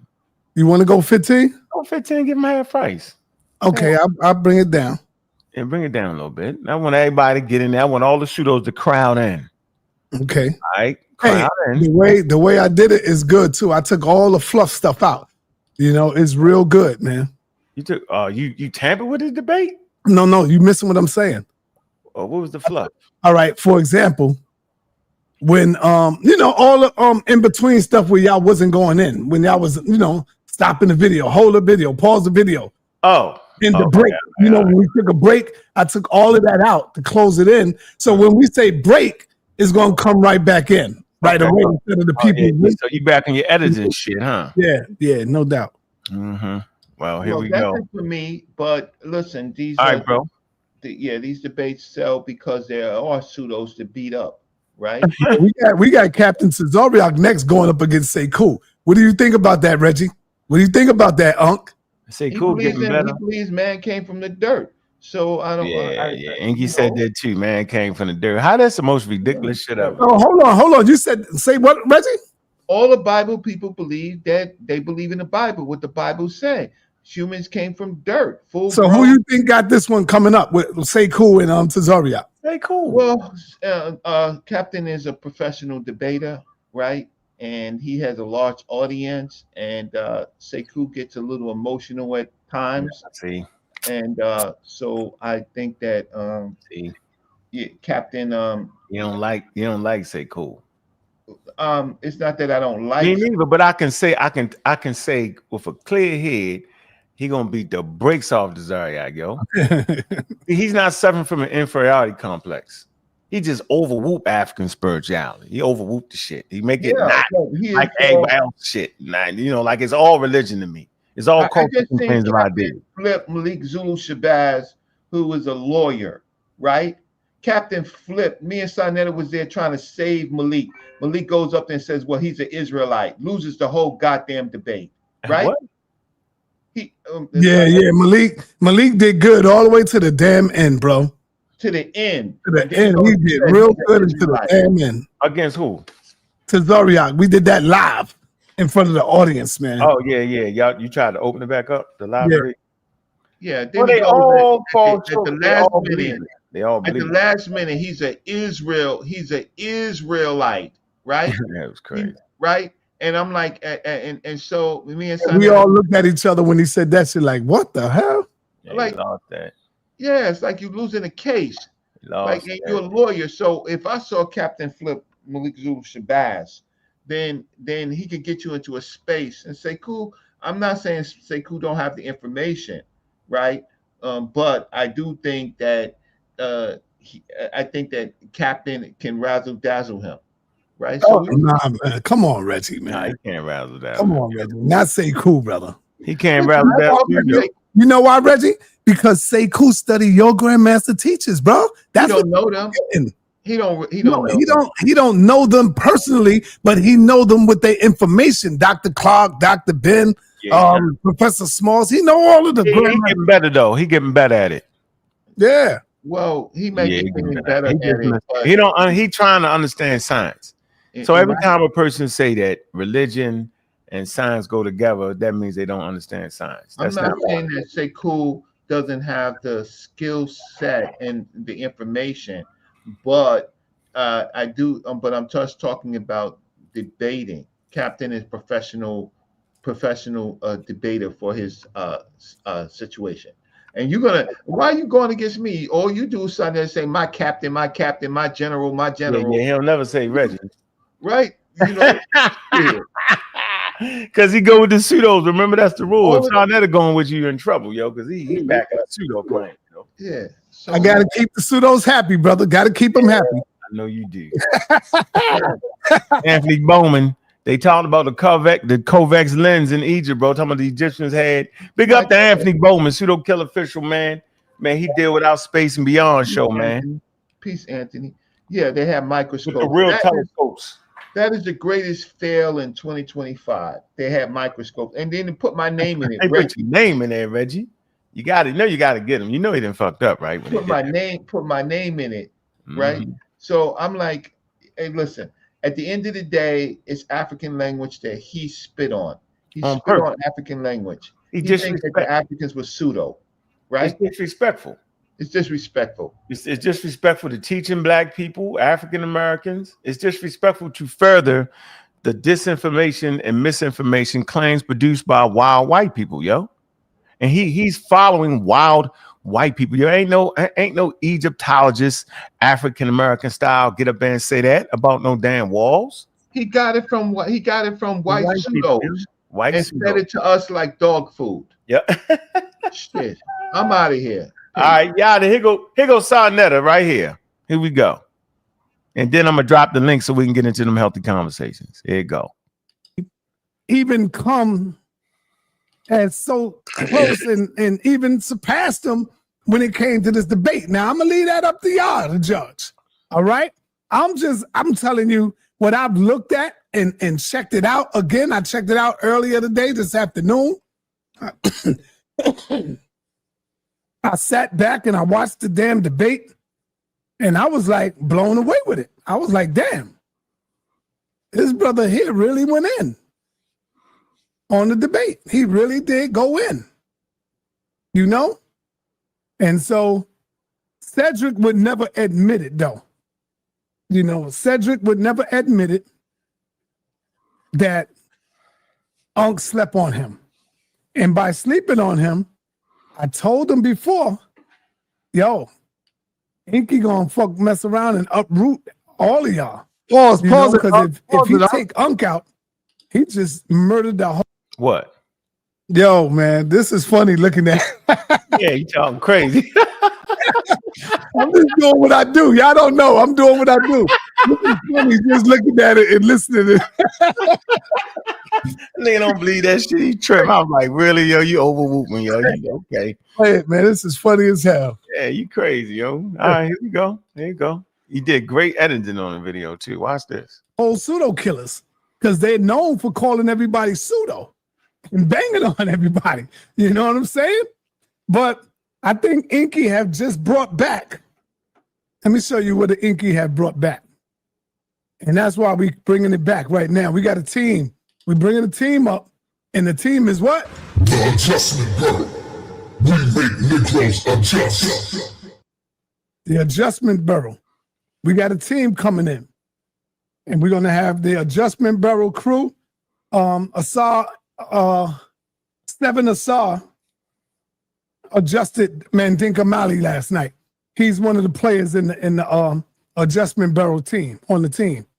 So y'all got to be careful what y'all say. Y'all know y'all got the pseudo killers out there, but you also now have the rebirth of the Adjustment Bureau. We make Negroes adjust, and we going after everybody, man, with the information.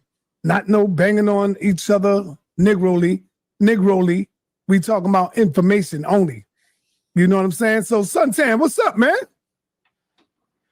What's going on with your Suntan? What's up, Si? You All said right. it right. We adjusting them. You know me. I sit there and I research and I go from there. Then I add my own ideal. Yeah, we don't Watch Doc. we don't never want to hear Suntan. Suntan say nothing. He's a dedicated pseudo. Now I am convinced. But here we go. Here's the editing. Here's a little glimpse into the debate, man. Right here, man. We got the saw for the cut. The EnQi at work. Again, he's still big up EnQi. He need that ego stroke. You don't gotta stroke my ego. I'm good. Here we go. Let's see. Take notes. Get your pen out. Get your pen out. Let's see who stuck to the debate topic. Y'all see it. Was Pangenesis the scientific portion of Charles Darwin's theory of evolution? 1, 2. Did Darwin produce a scientific theory of evolution? Go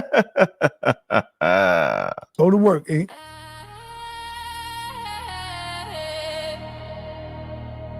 What is a scientific theory? A scientific theory serves as a comprehensive explanation of phenomenon within the natural world, grounded in repeated testing and substantial corroborating evidence.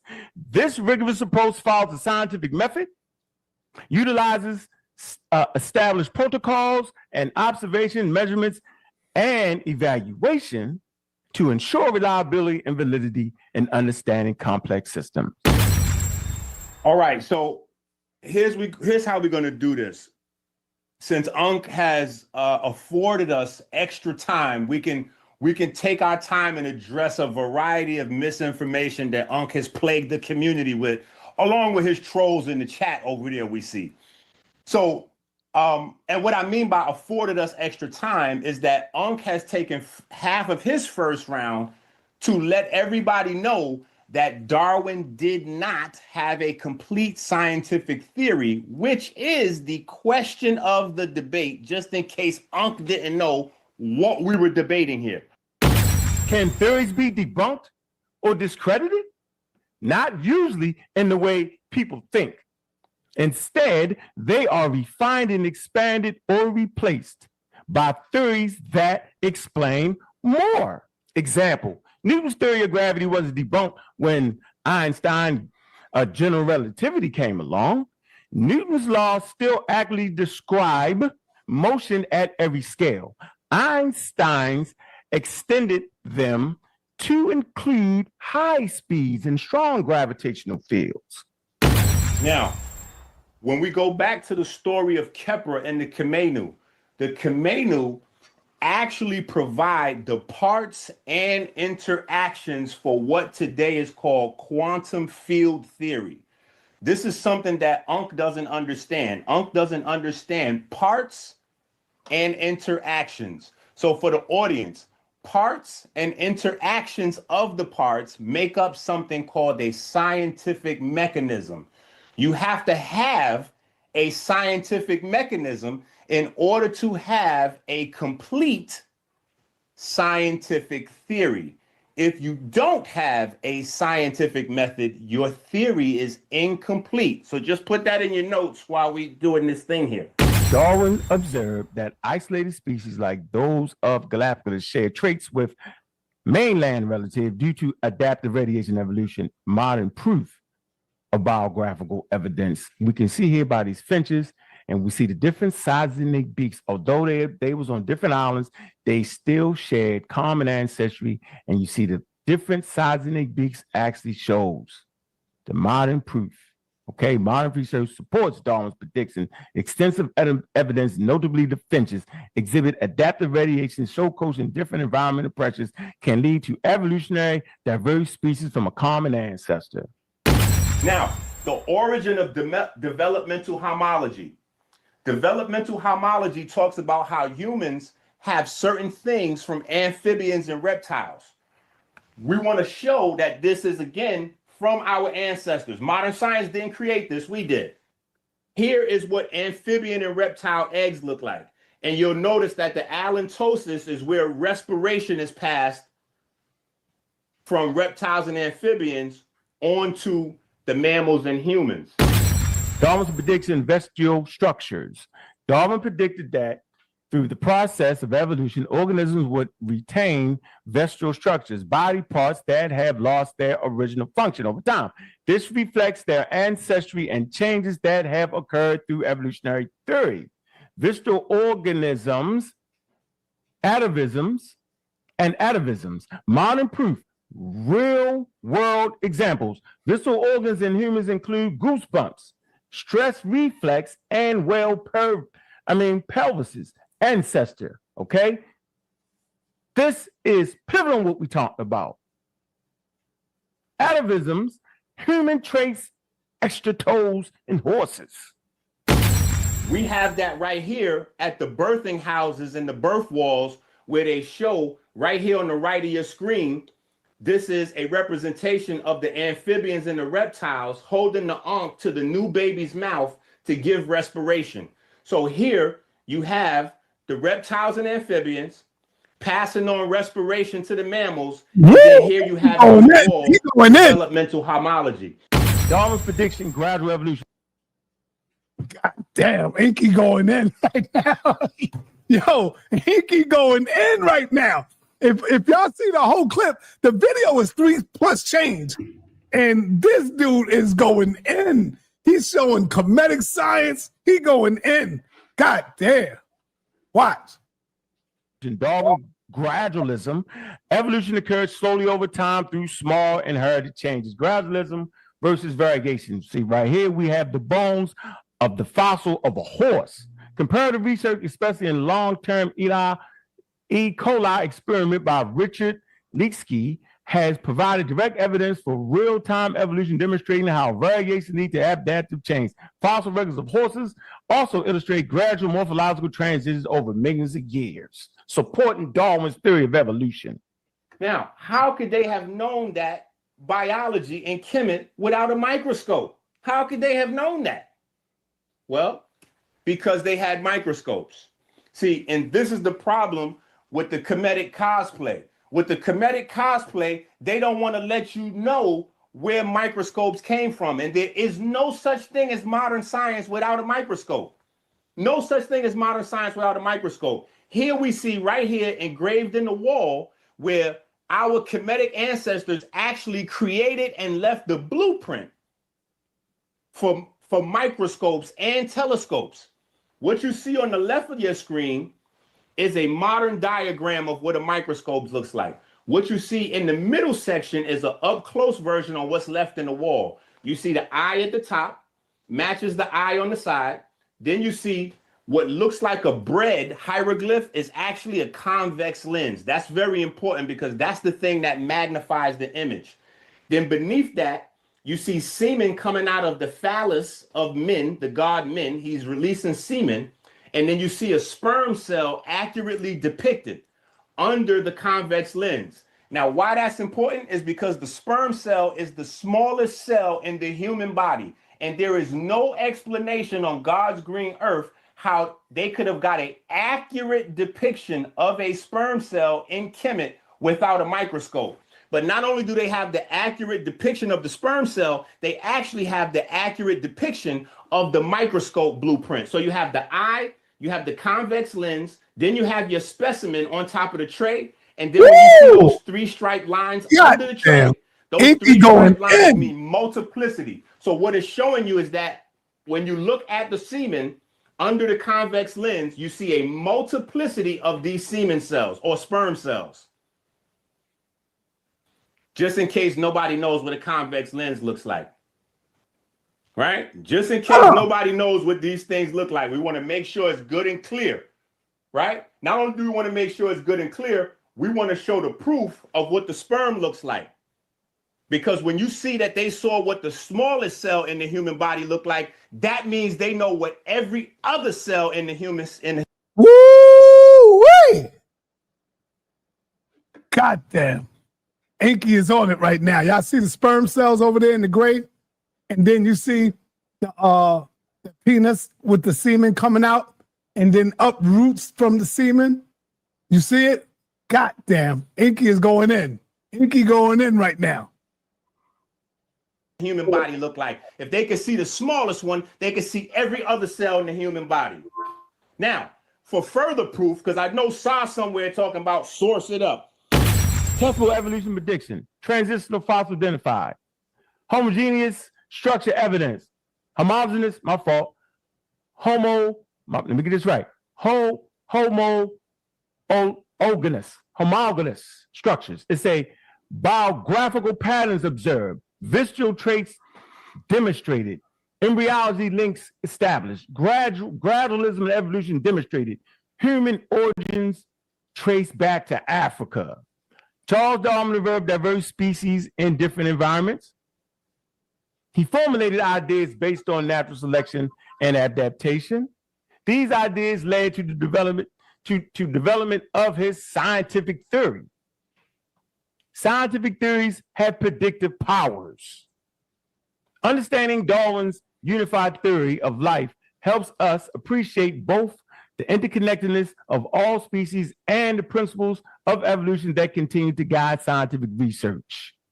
Darwin's theory posits that all life forms share common ancestry created by a vast tree of life that explains the diversity and similarities in the species through evolution and natural selection.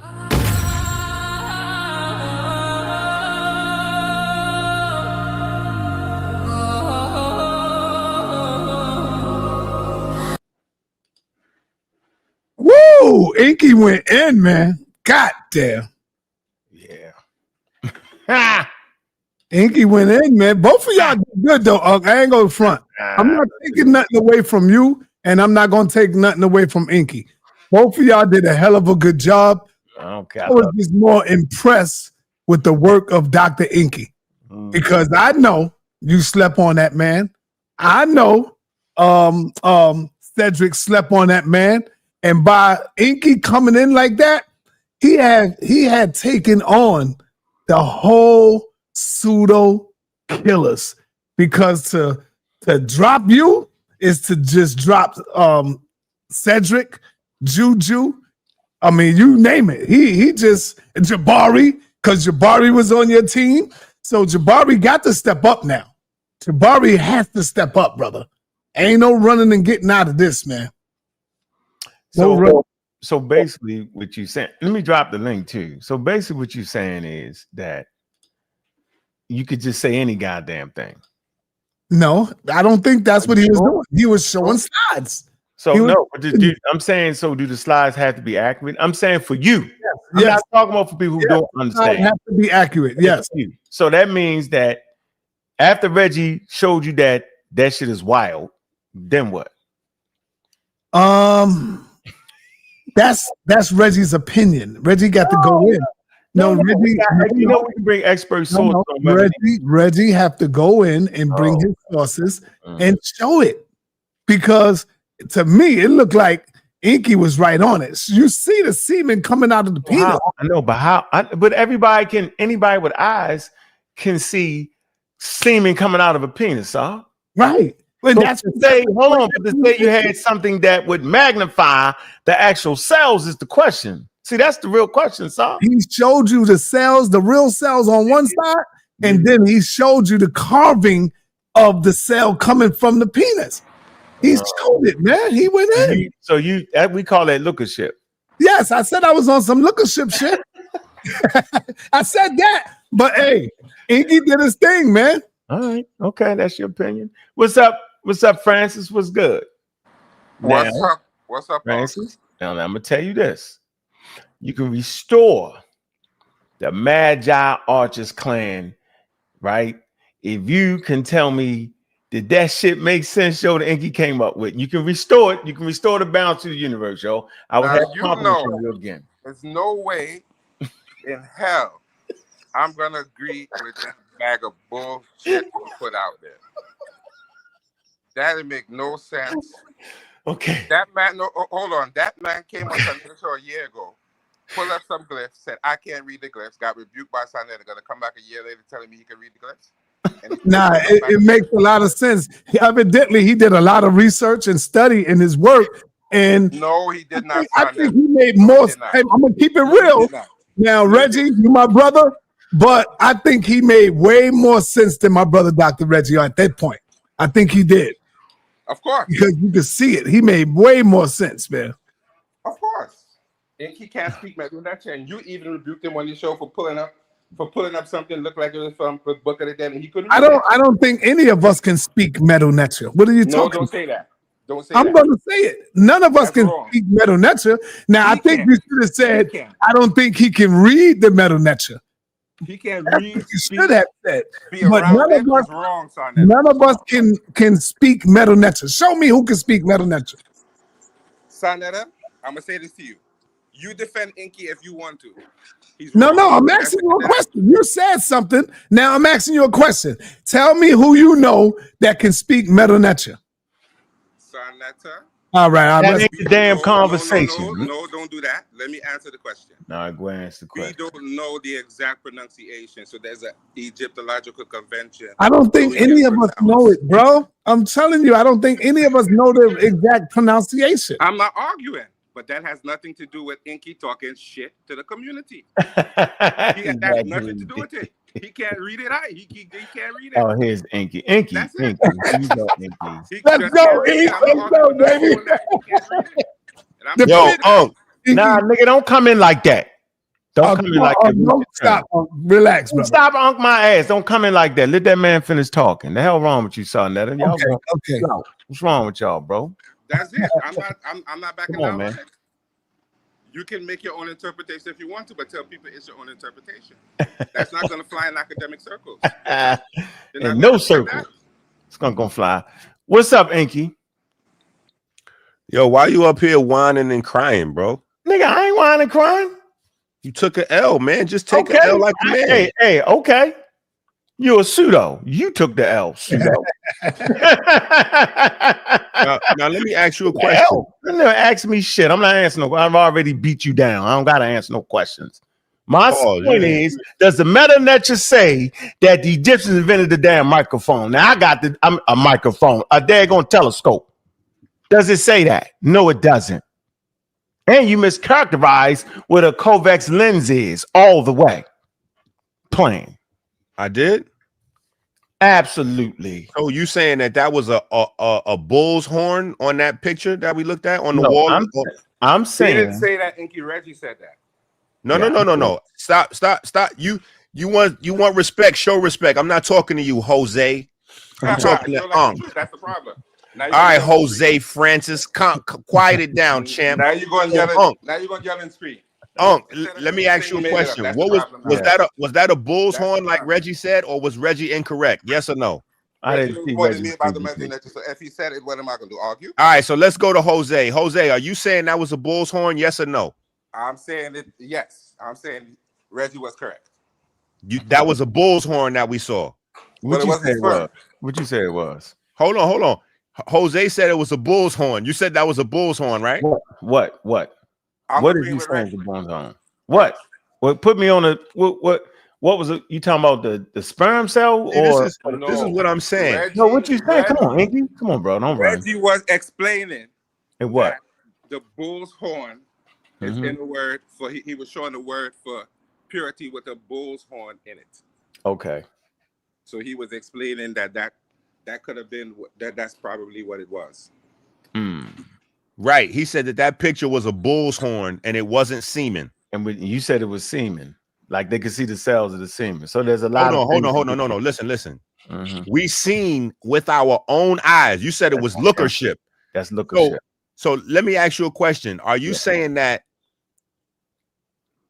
the metal nature, a system of pictures, is not designed for us to look at it? Yes, I'm saying that the pictures actually have sound correspondence. So you're messing it up. Oh, so it doesn't have. Wait. So say my point. So you're like SETI and like the young pseudo. You don't know what the hell you're talking about. Okay, it's a sound, bro. It's not the picture. And that's why the early Egyptologists could not decipher this shit because they thought it was the picture. The Greeks and them was messing it up. So you saying when we see, when we see a man standing with his penis out and liquid coming out of his penis, that's actually a bull's horn coming out of his penis, and it's not semen. I don't know about that. I don't know about that part. I'm saying that's not a gift though. I'm saying listen what I'm saying. Hold on. What I'm telling you is you do not look at the pictures and try to interpret it. The early Greeks tried to do that. We got it. Hold on. So we don't look at a man with his penis. We got it right here, the Rosetta Stone. Look. Go ahead. We don't look at a man with a hard penis with liquid coming out of it and a sperm cell, and we don't say that that's a sperm cell. We say that that's a bull's horn. Can I jump in here for a second? Yeah, jump in, Jose. Number one, the picture was Jose Francis. Hold on, the picture had Jose Cueve. The picture. hold on. You see immaturity again. You see, the picture had nothing to do necessarily with the words that you were reading in that sense. That's right. If you know medu nature, you would know there's a word for sperm, and the word for sperm was not present. He was not ejaculating. That's how men looks. Any depiction of men looks like that. Oh, any picture has men. Oh, every picture has men with semen coming out of his penis. Are you listening or are you talking? I'm asking you a question. Men is called an epiphallic deity. He appears that way. He was not ejaculating. That is how he is depicted. Yeah, man. You messed it up. There was no semen. That was a wab bowl. Yeah. That was a what? That was a wab purification bowl, not a sperm cell. A what? You gotta stop. You see, you don't even know what you're arguing. You see? You don't even know what you're arguing. Yo, I can't wait till we go live on Reggie on Reggie today. We're gonna work Reggie over today. Good. Pause. Hey, Jose Francis, you have restored the Magi arches, brother. The Magi, but listen. You restored the confidence. Yo, the Magi is a fraud. Listen, the Magi is a fraud. I got video of the Magi plagiarizing my work. What? Now, see, even though I don't like Smash Up, that's not true. Yo, hold on, EnQi. What are you doing, man? He would never do that. Thank you. Yo, EnQi, let me tell you this. Hold on, Saul. Let me say this, Saul. EnQi, Smash was rolling with you, bro. Hold on for a minute, Saul. I'm gonna say this, bro. Don't dive in. Don't do that, EnQi. Don't dive in. Rolling with you. Hold on. I don't agree with what EnQi just said. Yeah, me neither. I know that Smash has command of the meta nature. He just be playing around with it. I know he will never use your work with you, EnQi. I need you to know that. You need to go look at the text that nah, too late. He said it. Damn, it don't matter. Because once I start to shooting, you know I gotta shoot at everybody because I'm alone. I'm a one-man army. You got hard. But Smash is rolling with you though, so you don't want to do that. That'd be a good debate right there. No, it won't. No, it will not. Shit. No, okay, I'm trying to get you to go against. I'm not. That's going against him. I'm not. No, Smash is rolling with you, EnQi. No, so I'm saying we get to see. We want to see EnQi on this. We're gonna see what happened to Reggie later on today because I'm gonna deal with Reggie. Hold on. Reggie want to pop his head out and talk crazy. Where Reggie at? I would like to say this though. Let this be a warning to all the pseudos. This is a top grade pseudo right here. Listen, I ain't seen this type. You are the most pseudo person on YouTube. You're pulling up slides you can't even read, brother, and then you don't know what they mean. Not true. I've read them flawlessly. Stop You it. made that, dog. Somebody else prepared those slides for you, and the first Yeah. time you seen those slides is when you pulled them up in the debate. Yeah. What I will tell you is, who made them slides for you? What I will tell you is, Who made them slides for I you? do my own work. I had no help from the team. You know, there's no way that. you would have used a font that small because you too old to see them little letters. Now, who made them slides for you? What I will say is, who made them romper room slides for you? Straight out of romper room. Who made that for you? Just take your L like a man. Man, I don't know what L. What L you talking about? This is unbecoming, man. You took an L, bro. What L are you talking about? What are you talking about? L and what? You mean clarity? What you talking about? You having dementia right now? Yeah, I want to know what L are you talking about? You having dementia right now? You don't know what just happened to you? No, I don't know what happened. So you saying you overthrew modern biology? First of all, look, let me say this. Did you not say the Charles Darwin theory of evolution was not the foundation of evolutionary biology? You said hold that. on. Let me say this. Listen. No, I'm gonna ask you a question. You sticking to that, right? Oh, okay, listen. No, are you sticking to that? You want to let me answer? No. Are you sticking to the Charles Darwin? First, didn't have a complete theory, and two, he was not the foundation of modern evolutionary biology. You sticking to that, right? Yes. Okay, right. So that's why you think you won, because you don't listen. All right, now that I answered you, now let me say that the fact that you keep trying to conflate what? Just listen. If you listen for a second, you'll see the fact that you keep trying to conflate Charles Darwin's theories with modern biology shows that you don't understand either of the two. Charles Darwin has nothing to do with modern biology. If anything, modern biology is more attributed to Gregor Mendel's work than Charles Darwin. Gregor Mendel is the foundation of what modern biology works off of, because Gregor Mendel properly identified the mechanism of genetic inheritance. Charles Darwin didn't do anything, sir, but get you in trouble and embarrassed in front of the whole community the other day. That's the only thing Charles Darwin did was get you embarrassed on a large scale, brother. And now you don't know how to accept it. I want you to just relax, and learn something. You should do better investing your time in studying Gregor Mendel and his contributions to modern biology. You'd be better off that way. Okay, well, the evidence, the millions of sources that I showed, you didn't show no millions of sources. You was talking about modern biology the whole time, brother. Modern biology is not Darwin's theories. So then you don't understand it, huh? Oh my God. So you don't. Right, Listen. Did Charles Darwin understand anything about DNA, genetics, or viruses? Yes or no? Nope, wasn't supposed to. Okay, so then how are you keep linking Darwin to modern biology and he ain't know nothing about it, brother? That was Gregor Mendel's work. You just asked the question. Okay, he's the foundation of he's the foundation of modern biology. Without his work, you do not get to the things that you're talking about. So this is how I clearly know you don't understand science and how to transmit it and what it's really saying. Like, you don't understand the convex lens. The convex lens, as you kingly showed, right, in the 2500 BCE in the Old Kingdom, right? They did have an eyeball that did that. So that is actually the start of it. But watch this. As it moves through time, right, to the Ptolemies, right, into the Greek Empire, into the Roman Empire, right, into Italy, I'm saying, when you get to modern astronomy and all that, right, it's the foundation of the work that they worked off of. But you would never make the mistake in saying that they had a damn telescope, because what they did was profound.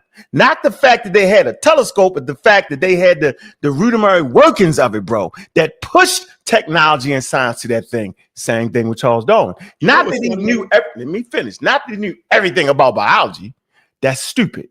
Right? Wait, let me finish my point. Okay, we gain tools for more insight that would actually codify and validate that Charles Darwin theory was right. And we know it was right because it had predictive powers. And so it's the foundation, the very base of it, the very base of what makes evolutionary biology that allows us to learn and further the field is based off of Charles Darwin. But since you don't understand science, bro, it ain't your fault. I thought you understood. Now I say, man, you don't understand that, bro. All right, let me say this. Listen, you know what the people are watching and noticing?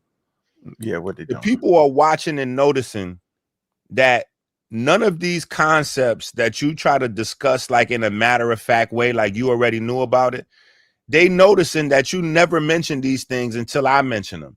So when you spent your whole entire time as a Amin Ra Squad member and all this and all that, and Reggie running around like he's some type of comedic cosplay scholar, how come it is that none of y'all have been teaching that Kemet gave the world the convex lens? How come none of y'all brought out the fact that Kemet was the first people to have created the convex lens, which led to the microscope and the telescope? How come I'm the first person to bring all these things out, and then after I bring it out, you pretend like you knew about it the whole time? So let's say this. If you knew about it the whole time and you kept that a secret from the people, you withholding the information from the people. Oh, so let me say this. Actually, that's something that Anthony Bowman handles, the whole telescope thing and all that. Somebody else handle it. Oh, I don't recall. No, you're right. I don't recall actually teaching on a convex lens. So you're right. So what? But when you taught it, you mistaught the shit on purpose. Oh, I mistaught it. Yeah. What you did was you lied on those ancestors there, bro. What I lied on? Made that up. So I'm gonna do a whole. Which part I made up? You made up the fact that they had a telescope. You didn't talk about the eyeball and how that particular eyeball was made by craftsmen, and it may have had the ability to a certain extent. It didn't have the optical. Hold on, bro. It didn't have the what word I want to use. It didn't have the ability to like a microscope does, right? It didn't actually have that ability, but in some places, the glass could magnify certain things to a certain point, not to the point you're saying, but it's that technology that they would get better in Greece, right? Because that right there moved forward. It go from the eye of a statue. I got you. White folks developed it. No, bro. That's not how science works. Come on, bro. I'm teaching you now. I see I'm teaching. It goes from the eyeball and teaching me something you didn't know anything about until I mentioned it to you. It moves to Greece, where they would get it better, and then they would start to develop the optical lenses, right? And it goes into Italy, and then they start to perfect it to the point where you would have your first telescopes, bro. But the work that was done in the Old Kingdom is crucial, right? As far as the eyeballs in the damn statue, my nigga. So you overwhelming the whole thing. So listen what I'm saying. So you're doing what the pseudos do. They overwhoop shit. You disrespect the ancestors by not saying what they did. What they did was far more powerful than making up the shit you just did, bro. Okay, so listen, hold on. Let's assume that I'm guilty of overwhooping. You are. So okay, if that's true, would you be guilty, you and Reggie and Jabari and all of y'all that been pretending to be comedic scholars, would y'all be guilty of hiding the truth? Would y'all be guilty of underwhooping? No, because this is what you do. So hold on. No. I heard your question, bro. And I'm gonna get straight to the shit. You're not gonna convince nobody that I would have to know everything the fucking ancient Egyptians did. And if I don't talk about everything the ancient Egyptians did, then all of a sudden I'm hiding their accomplishments. That's bullshit. What I do is I learn, bro. Thank you for bringing that point up. But when you bring the point up, you mischaracterize what they actually did and did what the pseudos do and make them do something that they never did. That's what you're doing, bro. Just for the record. Okay, so what you're doing is trying to discredit all of their scientific findings, the scientific findings that actually require the power of magnification. And then when I show you the scientific findings and then show you they had the power of magnification, now what you want to do is go backtrack in hindsight and pretend like the power of magnification wasn't as powerful. So let me explain something to you. Since you claim to understand how things develop over time. Hold on. You claim to understand how things develop over time, but yet and still you want to pretend like when the convex lens shows up inside of a statue, when it shows up inside of a statue with a specific function, that they hadn't already been working on those convex lenses and perfecting those convex lenses over multiple decades to get it to the point where they could create an eye that looks like it's moving. See, that you don't even know what those statues do. In those statues, when you go see those statues, the eye is designed so that it looks like the eye is moving from wherever you standing at. It looks like they making eye contact with you. So they actually designed those lenses in the statue for a specific function. And because they did that in the statue, it demonstrates that they had mastery over those convex lenses. Not only that, it demonstrates that they understood to a degree the power of quartz. Quartz is a very specific material to use for that. They could have used a different material, but quartz is piezoelectric. It just so happens to be piezoelectric the same type of way you have piezoelectric materials in your actual eye. But this is the problem with y'all. Y'all want to discredit Kemet while at the same time pretending that y'all are elevating Kemet because y'all think y'all are fooling the people. And why y'all tried to hide the convex lens as a Kemetic invention all this time is because y'all want to downplay and hide Kemetic, the Kemetic ingenuity and all of the things that the Kemetic scientists and scholars have done. But that's why I pulled out the micro, the micro discoveries that Kemetic did, and then ended the round and showed you the microscope. Now, Reggie embarrassed himself yesterday and said that the word is eret. Eret not only means to make, but eret means to create. And that's exactly what a man does with sperm. So this is another embarrassing moment for Reggie, but we're going to clarify why Reggie made that embarrassing moment later on, because that's exactly what you do with semen, is create. That's what a man does. A man creates. So that showing that the semen is a part of the word create only highlights Kemet's genius, only highlights how powerful Kemet was in terms of being able to use a metaphor, in terms of being able to lay the groundwork for what we call today an entendre, something that has multiple meanings on multiple levels. That's true on every level that you look at it from. So yes, we could look at it as semen. We clearly see it as semen, and Reggie, nor you, nor Jabari has an explanation for why 4,000, 5,000 years ago, they have correctly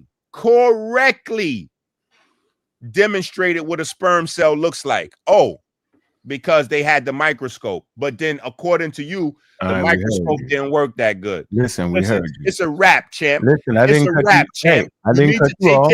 Hey, listen, you need to take your L and calm down, Unc. Just be a good sportsman. Take your L. I'm a great sportsman. I'm a great sportsman, but I'm never letting your pseudo-ass students determine who won and lost any goddamn thing. I'm never letting the people that's in your wild-ass pseudo cult make any types of determination on science. I'm never doing that. So you can go with that nonsense. Let me share the screen. I let you talk yourself into a tizzy. Now it's my turn.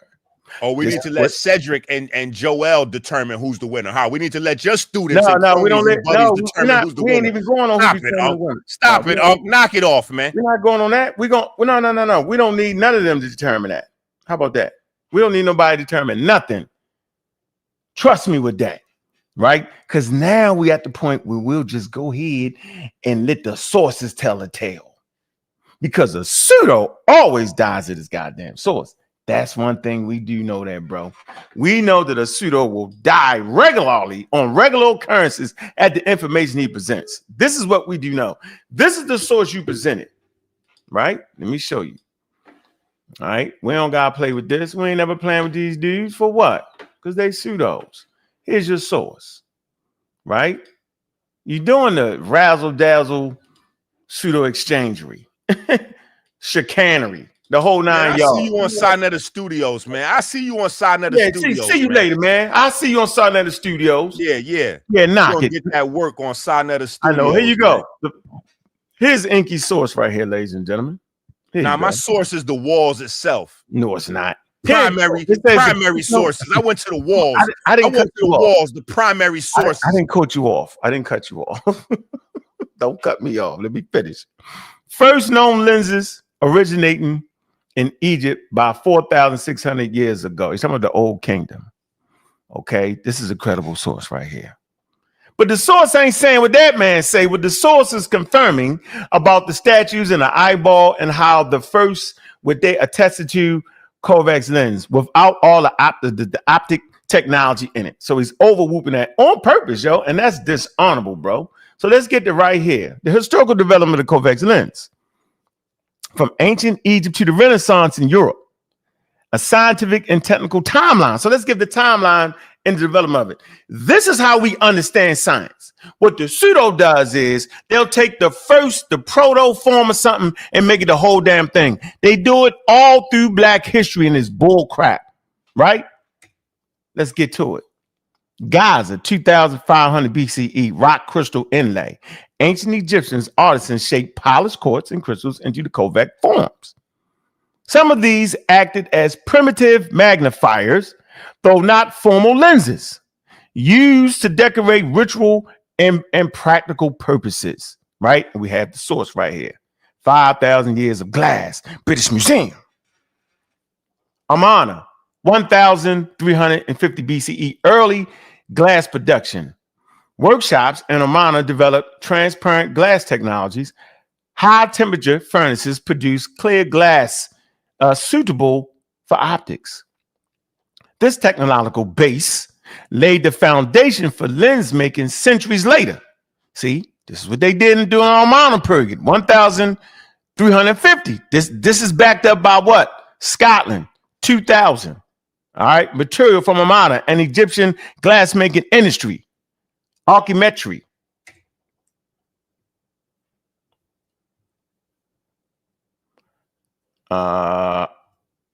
Alexander. Hold on, man. Alexandria. Okay, 300 BCE. Optical theory.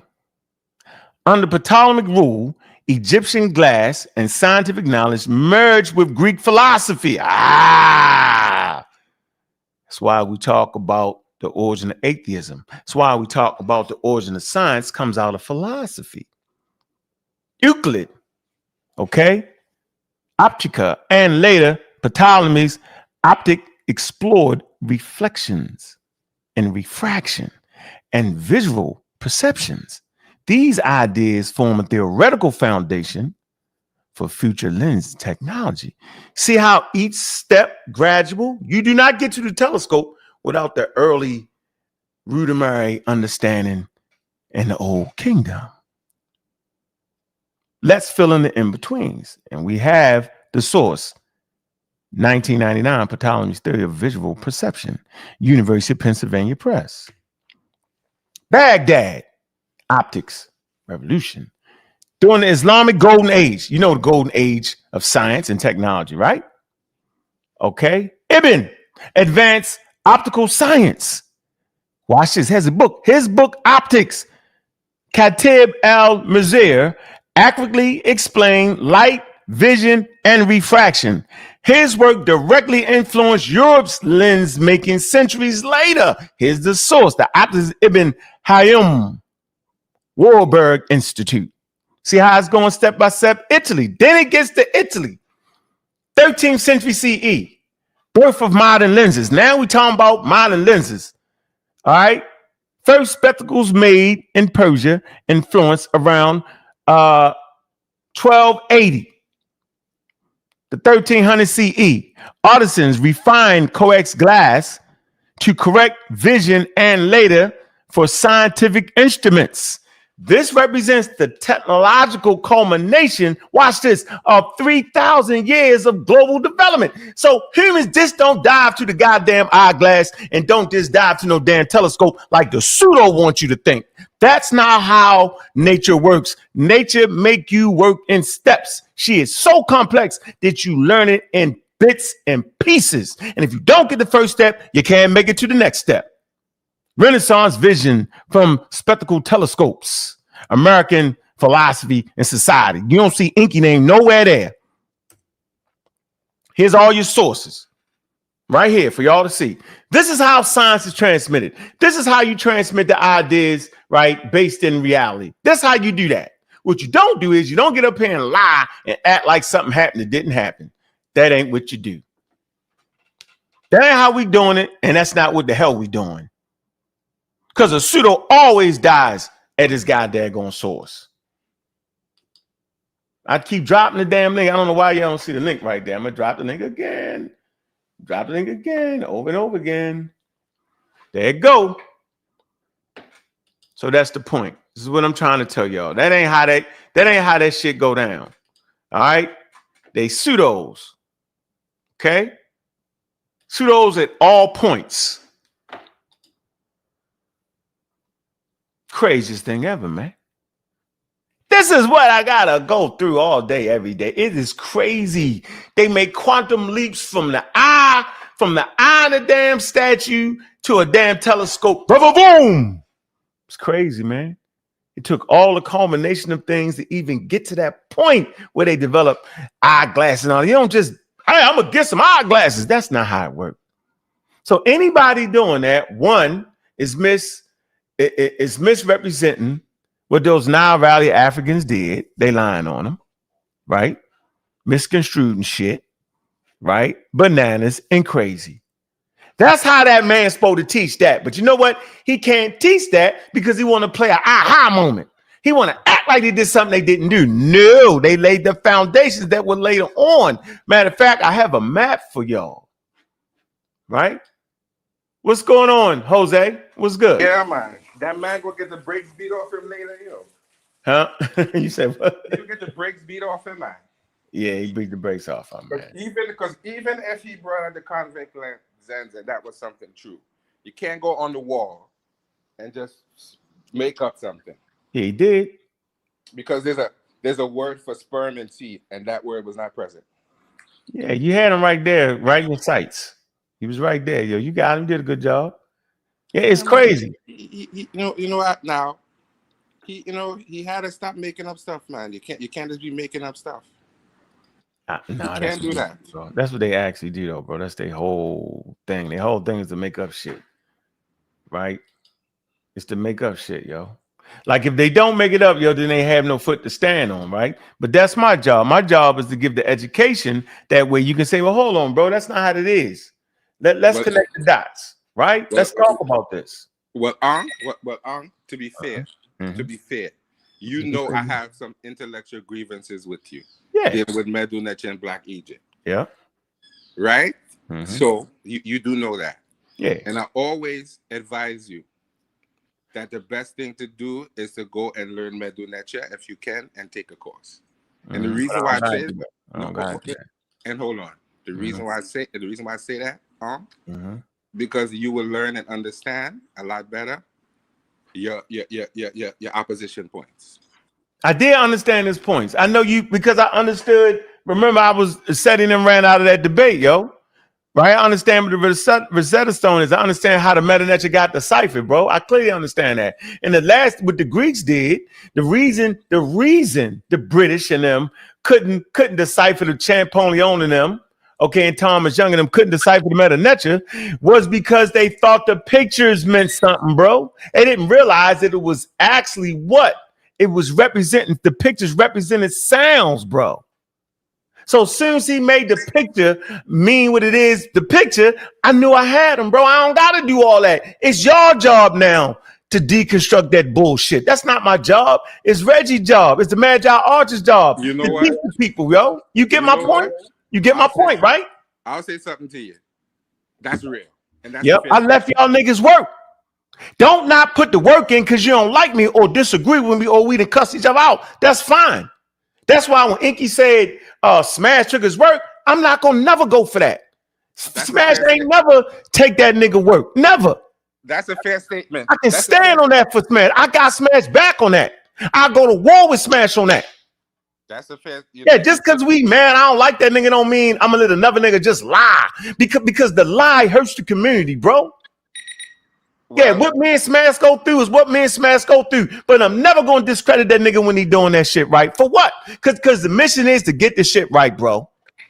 We go. Right, I'm never doing that. They ain't never take that pseudo work. I agree. You see this map right here on the screen? Can we see it? See that map right there? Look, ancient Egypt to Europe, the development of the Kovacs lens. It goes through stages, bro. It shows how it moves to Baghdad and how they would add on to it, bro. Each stage adds on to it. Early Old Kingdom, 2500. Then they add to it in Egypt. Early glass production, Omana, rock crystal overlays, bro. And it moved to Alexandria. All right? This how the shit, it moves. Okay? So at the end of the day, man, come on, bro. Like, we ain't never doing that, bro. What up, Unc? What's good? I just wanted to say, where the hell is Reggie at? What? I just wanted to say, before you got to him, you was kind of acting as faulty premises. You was kind of letting me get away with faulty premises, but you know, you gotta let the pseudos rock out so you can catch them in their faulty premises. So yeah, you can't cut a nigga off. Slippery slope, right? It's kind of slippery slope. What was it? Well, I'll never acquiesce to a faulty premise. What did I acquiesce to? What you talking about? Well, I guess I'm in shit. You was letting me get the faulty premises out, and you know that's the world where that's the only world where he can live in the faultiness of the information or his lack of understanding. And this is what I'm starting to recognize and realize. You understand? When we have these conversations, they want us to not only argue in their ignorance, but also now our ignorance of a specific subject matter, like I may be limited in evolution. So because I may not be able to explain a certain aspect of evolution, now they get to play in both of our ignorance, and whoever the most ignorant wins the conversation. So what you think I let him get away with?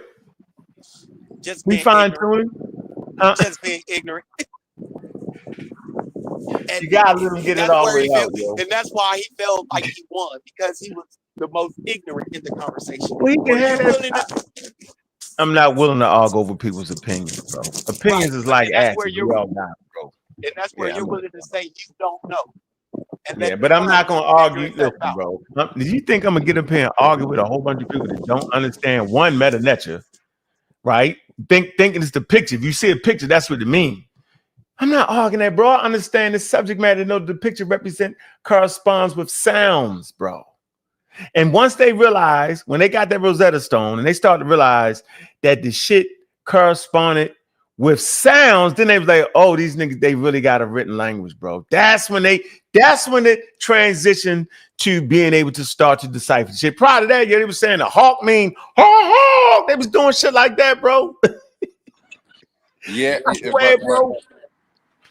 But sometimes when you see a picture of a hawk, it does mean a hawk or a bird. Nah, it don't mean the hawk. Yes, it, mean, hawk. It don't mean that, bro. You made that up. Yes. It don't mean that. No, it don't. It could. Yes. It could say the hawk is saying hawk. Really? No. Listen to what I'm saying. Did you hear what I said though before you correct me? What did you say? Did you catch what I said? I said Thomas Young. Right? Yes. When but the Europeans didn't even think that these Africans had a written language. So they thought they would show the picture. The Greeks thought, them niggas, everybody thought that they were showing pictures and the picture meant something. Like when actually the picture corresponded to sounds, yo. Just like alphabet. the A, right? Yeah, alphabet, yes. Right. The A, it's not a daggone pyramid, nigga. It's a sound. It's a sound. But listen to what I'm saying. Based on the language, you can put a picture of that same picture, put a little stroke next to it, and it basically means hawk or bird. But you gotta put a stroke beside it to let the person know what you're doing.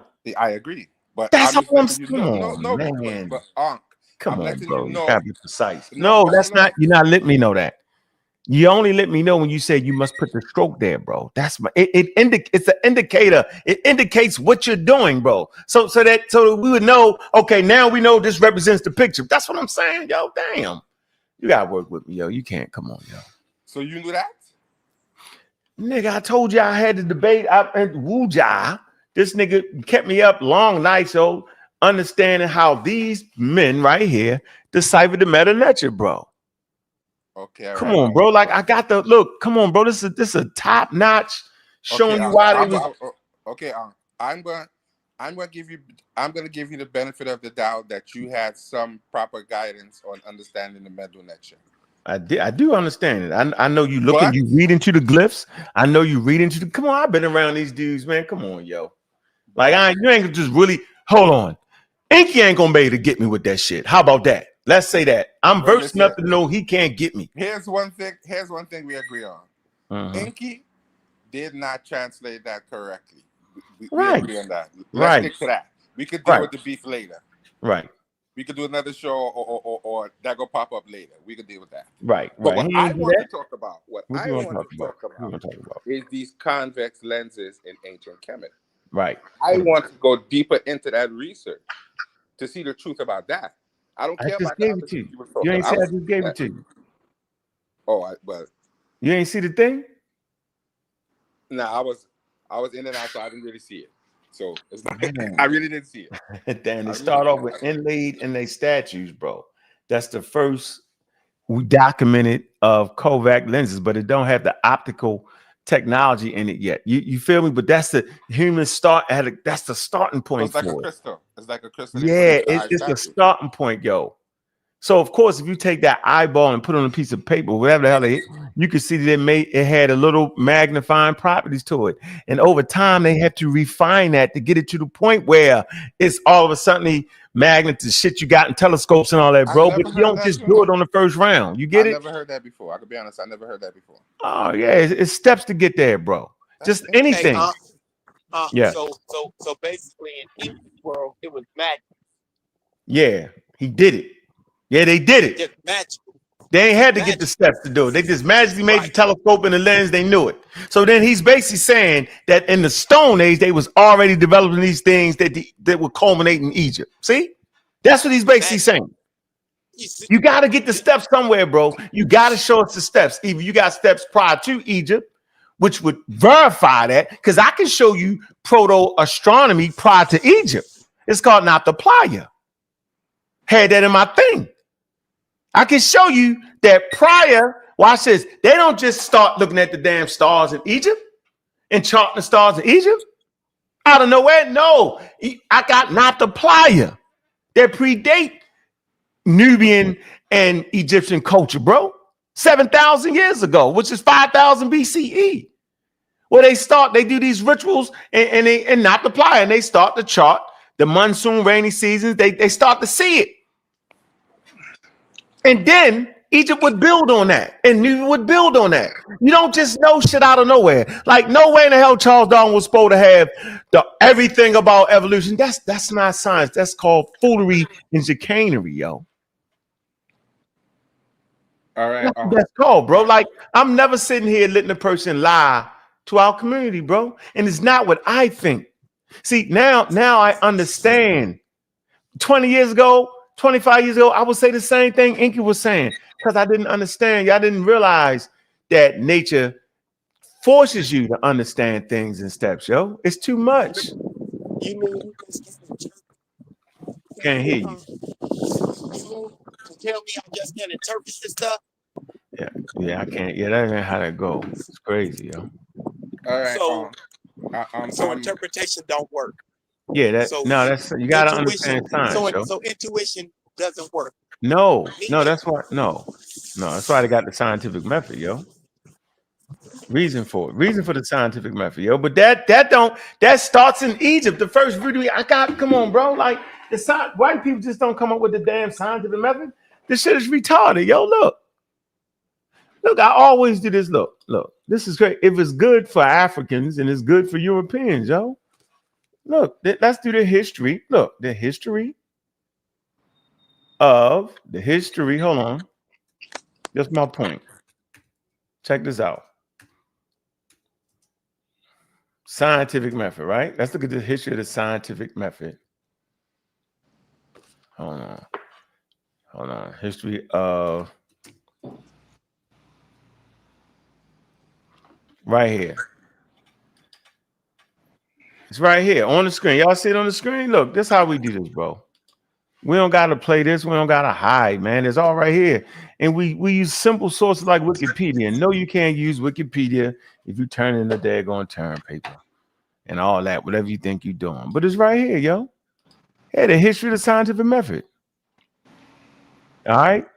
It's distinct from the history of science. The development of the rules of scientific reasoning has not been straightforward. Scientific method has been, a subject to intense and recurrent debate, all right, throughout the history of science.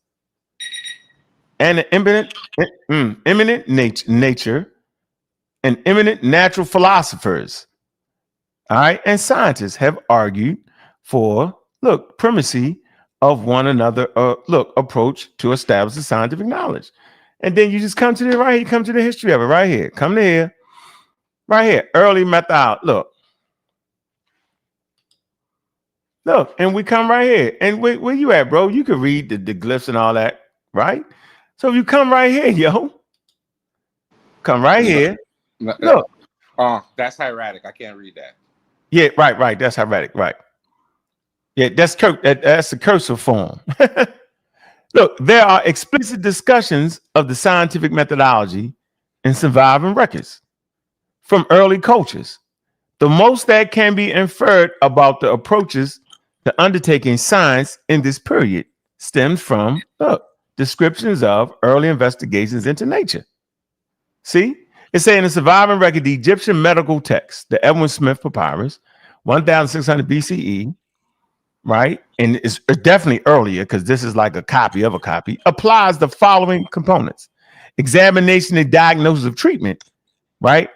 And prognosis to the treatment of disease, which displays strong parallels to the basic imperial method of science, according to G.E.R. Lloyd, played a significant role in the development of this methodology. The Ebel Papyrus, 1500 BC, also contains evidence of traditional empiricism. There you go. Here you go. So what about this?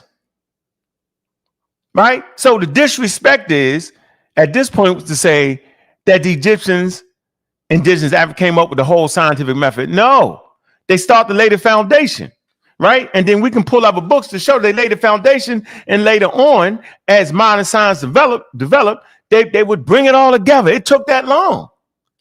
That's why this shit is hard, man. That's why people don't understand it. And I always use this book right here. This book, The Atlas of the Human Body. And in the back of the Atlas of the Human Body, they got the whole daggone thing. Boom. So why is it that other communities can understand this, but we can't? Like, I understand we're a marginalized community. I understand we steeped in religion and we believe shit at the end of the day too much. I understand they force religion down our damn throat, yo, but at a certain point, yo, we can't get up here and do what EnQi do, man. Like, because other communities understand our role, bro. They do. They understand the role of indigenous Africans and everything. And they put it in their books. You know what I mean? So it's very discouraging at times, man. Right? It's very discouraging. They tell you, they're not hiding it, yo. Yeah, it's in a secret vault called the damn library. They give it to you right here. They say it. They say not the library. They say the medical milestones. For millennium, humans have been trying to understand and treat every man of the body ailment. Okay? Here are the first examples of achievements in medicals first along the way.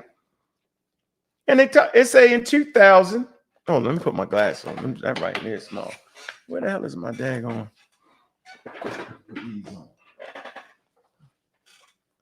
Yeah, hold on. It said right here. Damn. Tell you right Can here. we Yo. just be magical people? It says Can we just be magicians? 2605 BCE. I am Hotep, one of the first physicians known by name, and the father of Egyptian medicine is born. Surviving survivor indicate much earlier origins of Egyptian medicine. Right. This is the milestone. So we build upon that. Right. And this is what I'm trying to convey to y'all. Shit is hard, don't pop up out of nowhere, man. What's up, Gideon? Shalom, shalom. What's going on? You can hear me? I can hear you loud and clear, brother. What's good? Nothing much, man. I just want to say, man, I said a couple of things about the debate, and one thing I want to say, I want to ask you, because I'm under the impression, like when you have a debate with somebody, I've always known it to be this way. You present your evidence, they present, I'm talking about before the debate even starts. You present your evidence, they present their evidence, and we do that because we don't want to see what we seen the other night. The point in particular is when Dr. EnQi put up those Egyptian wall glyphs, and he was saying what he thought it was, and that's an example of why people have in a proper debate, they have to disclose their sources to the other person, because you will be prepared to shoot that down. You see what I'm saying? It's no opportunity for ambush scholarship, because we want to hear the best arguments and we want to hear the best rebuttals.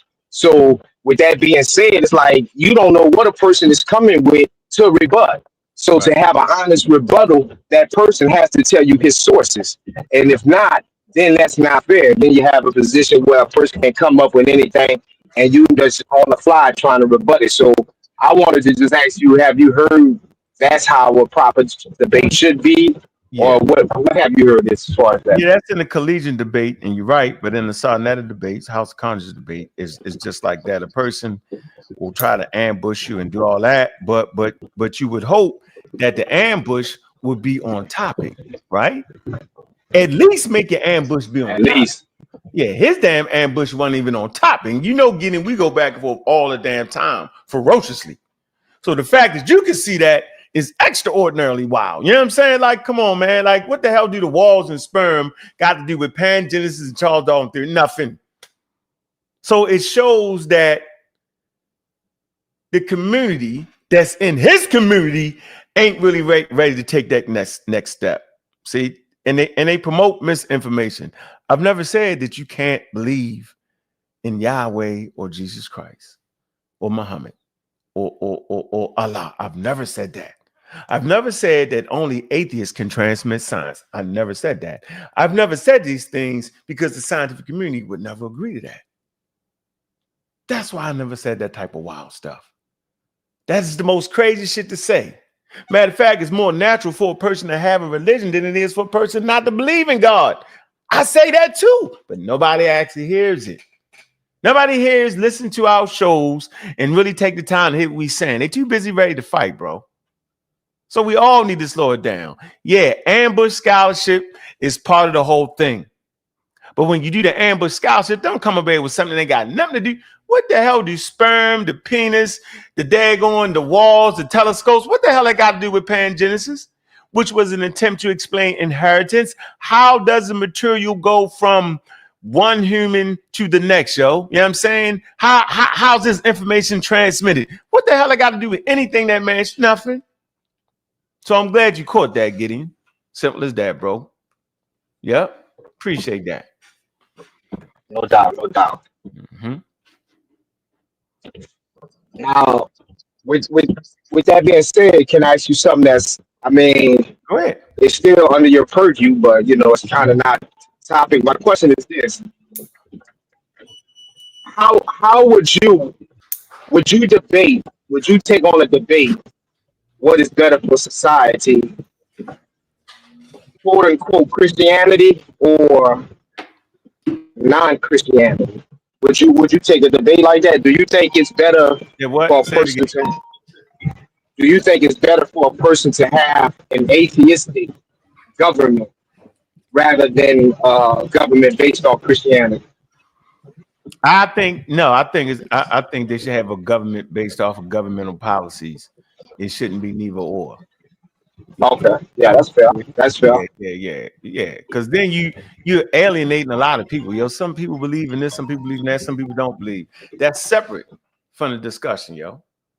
Now you make a person pick and choose and feel like they should do. Nah, I think the government should be based off of sound policies that help the people no matter where they fit at, right? Whether you're a Christian, Hebrew or not, I think it should be sound governing rules, right? Policies to help keep the infrastructure right, to help keep the marginalized community straight, to keep things balanced. Yo, that's how I always felt government was. They had the governments have the most responsibility because they actually govern the lives of human beings to a certain point, yo. So they can do what my man is doing right now, right? Put people in a vicarious position, or they can help people, or they can overdo it. Too many food stamps, not pushing enough policy to help educate a person so they don't need a damn food stamp. So it's a lot of things, Gideon. So I would never fight for everybody being atheist. That's ridiculous. That don't even make no damn sense, bro. Yeah. That makes a lot of sense. Yeah. So most times people being so infuriated with me, they think I'm going against their religion. Yo, religion and science are two separate enterprises, yo. Yeah. Yeah. Well, one thing I always do like to lead with, when I speak to you or I speak about atheists in general, is the fact that, you do come to a logical conclusion when I look at it like this. I say it's one God, but people in the different religions, you have up to 4,000 plus gods, right? Yeah. Now, all of those gods can't be true. You see what I'm saying? Because they all have different stories. So, an atheist takes the standpoint of saying none of them real. And it's more closer to a Christian if you actually think about it, because a Christian, a quote unquote Christian, says it's only one. You see what I'm saying? So, I guess, I've seen people go through certain phases where they, worship different African, Egyptian, all of those type of gods. And I guess they seen through those gods, not even the Christian God, but they seen through those gods that gods aren't real. So, I mean, if I could say any good thing about an atheist, it would be that, All right. Yeah. All right. Okay. My man, big up to Chill. He says that's not sperm. They say it is a bowl pouring out water.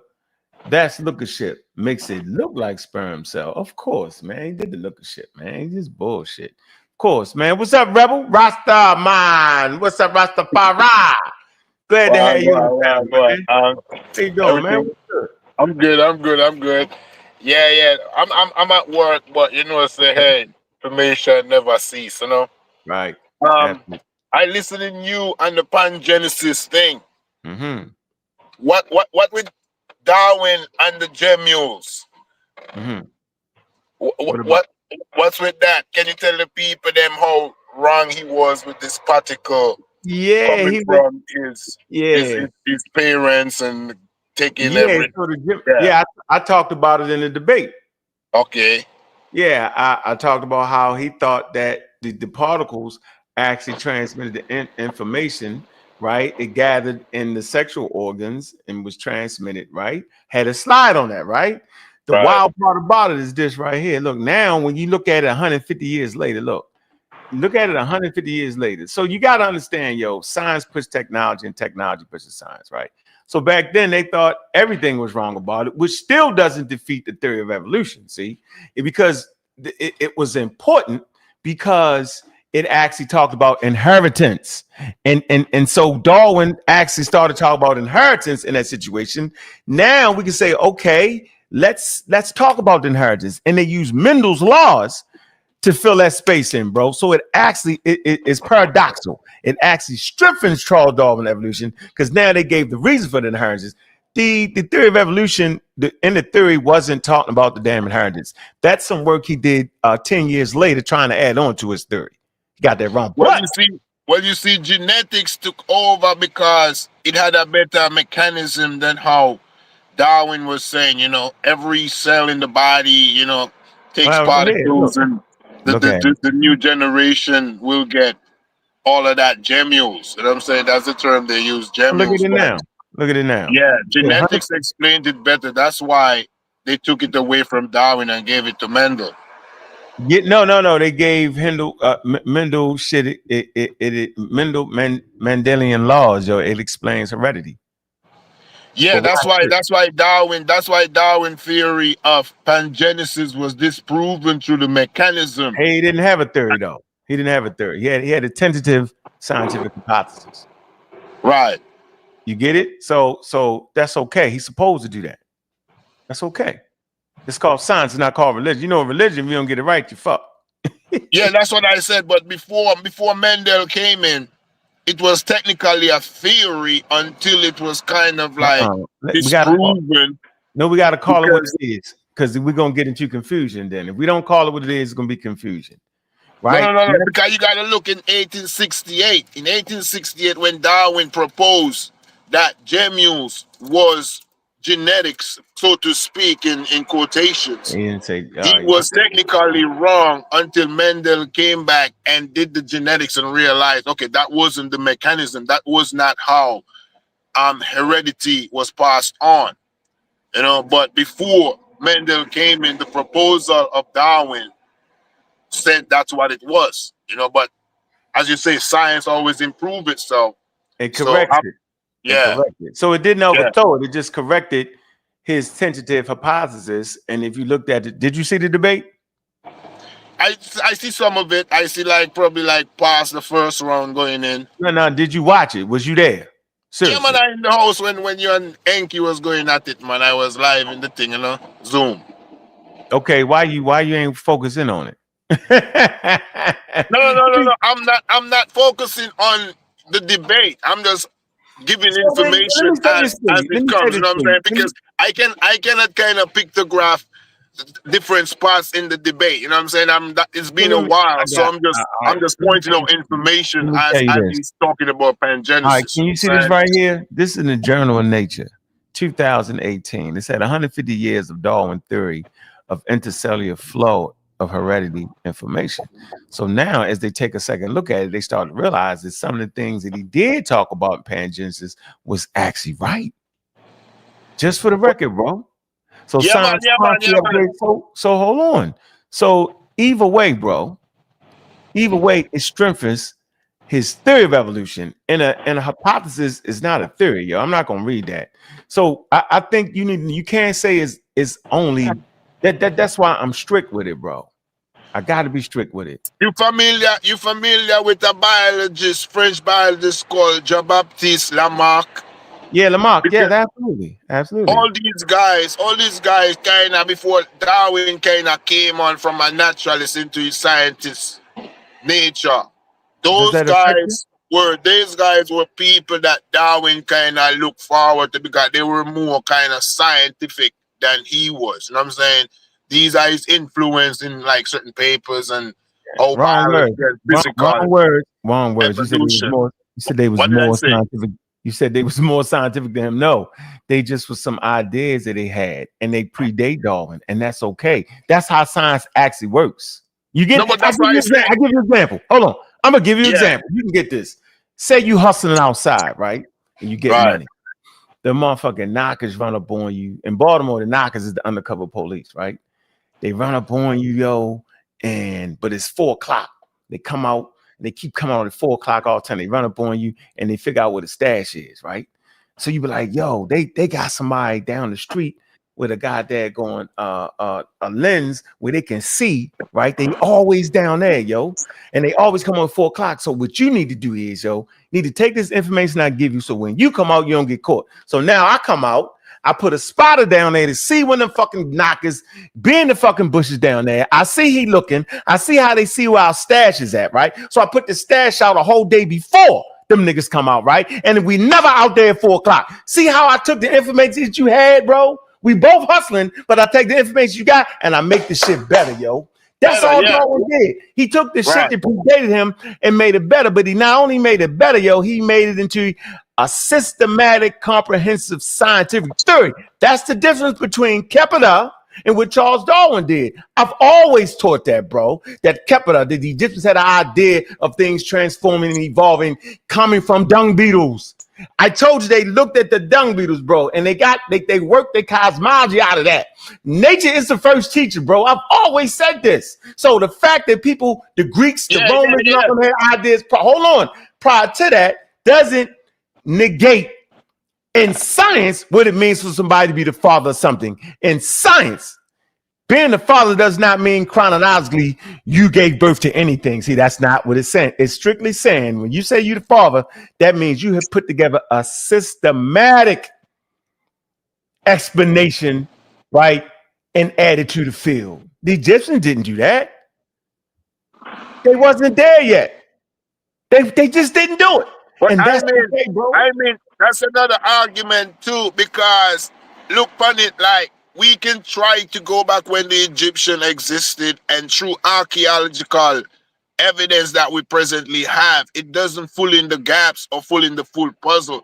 So we can be superficial and suppose that, hey, the Egyptians didn't know what we know right now, but technically, even with science, hold on, even with science theories, it still does not fully explains life from where we got it from the Egyptians to right now. We have a better perspective, but we don't know what they really knew.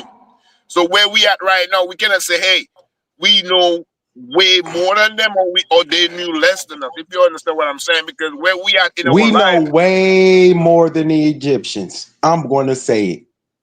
Well, you can say that, but at the end of the day, you didn't. I know way more than any Egyptian. Hold on. Let me say, bruh. I'm not. Listen. We first Can you read the skies? Can you read the skies? Whoever is E. Hold on for a minute. The Egyptians couldn't read the sky. I'm not getting into that wild, crazy conversation right there. Who knew what more? We don't know. Okay. You don't want to sidetrack. Yeah, because I don't want to fuck that up because we don't know all the things Egyptians knew, and ancient societies did know some things that we have not figured out that they knew, bro. So that's not what I'm saying at all. Right. See, I'm never saying that. That's something Sabian say. That's something other niggas say. Me, brother God killer, Bobby motherfucking Banger ain't never saying that because we don't know what the hell they knew. This is what I'm saying. We know, like Anthony Bowman say, them niggas ain't never mentioned Neptune. That's a damn planet. No ancient literature mentioned that, so we know they ain't know it. Right? They talk about the shit they did see, bro.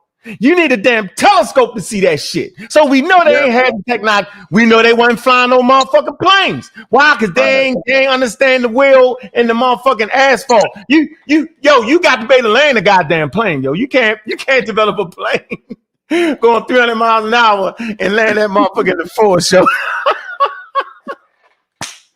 Yeah, you got to create a strip of some sort. You know what I'm saying?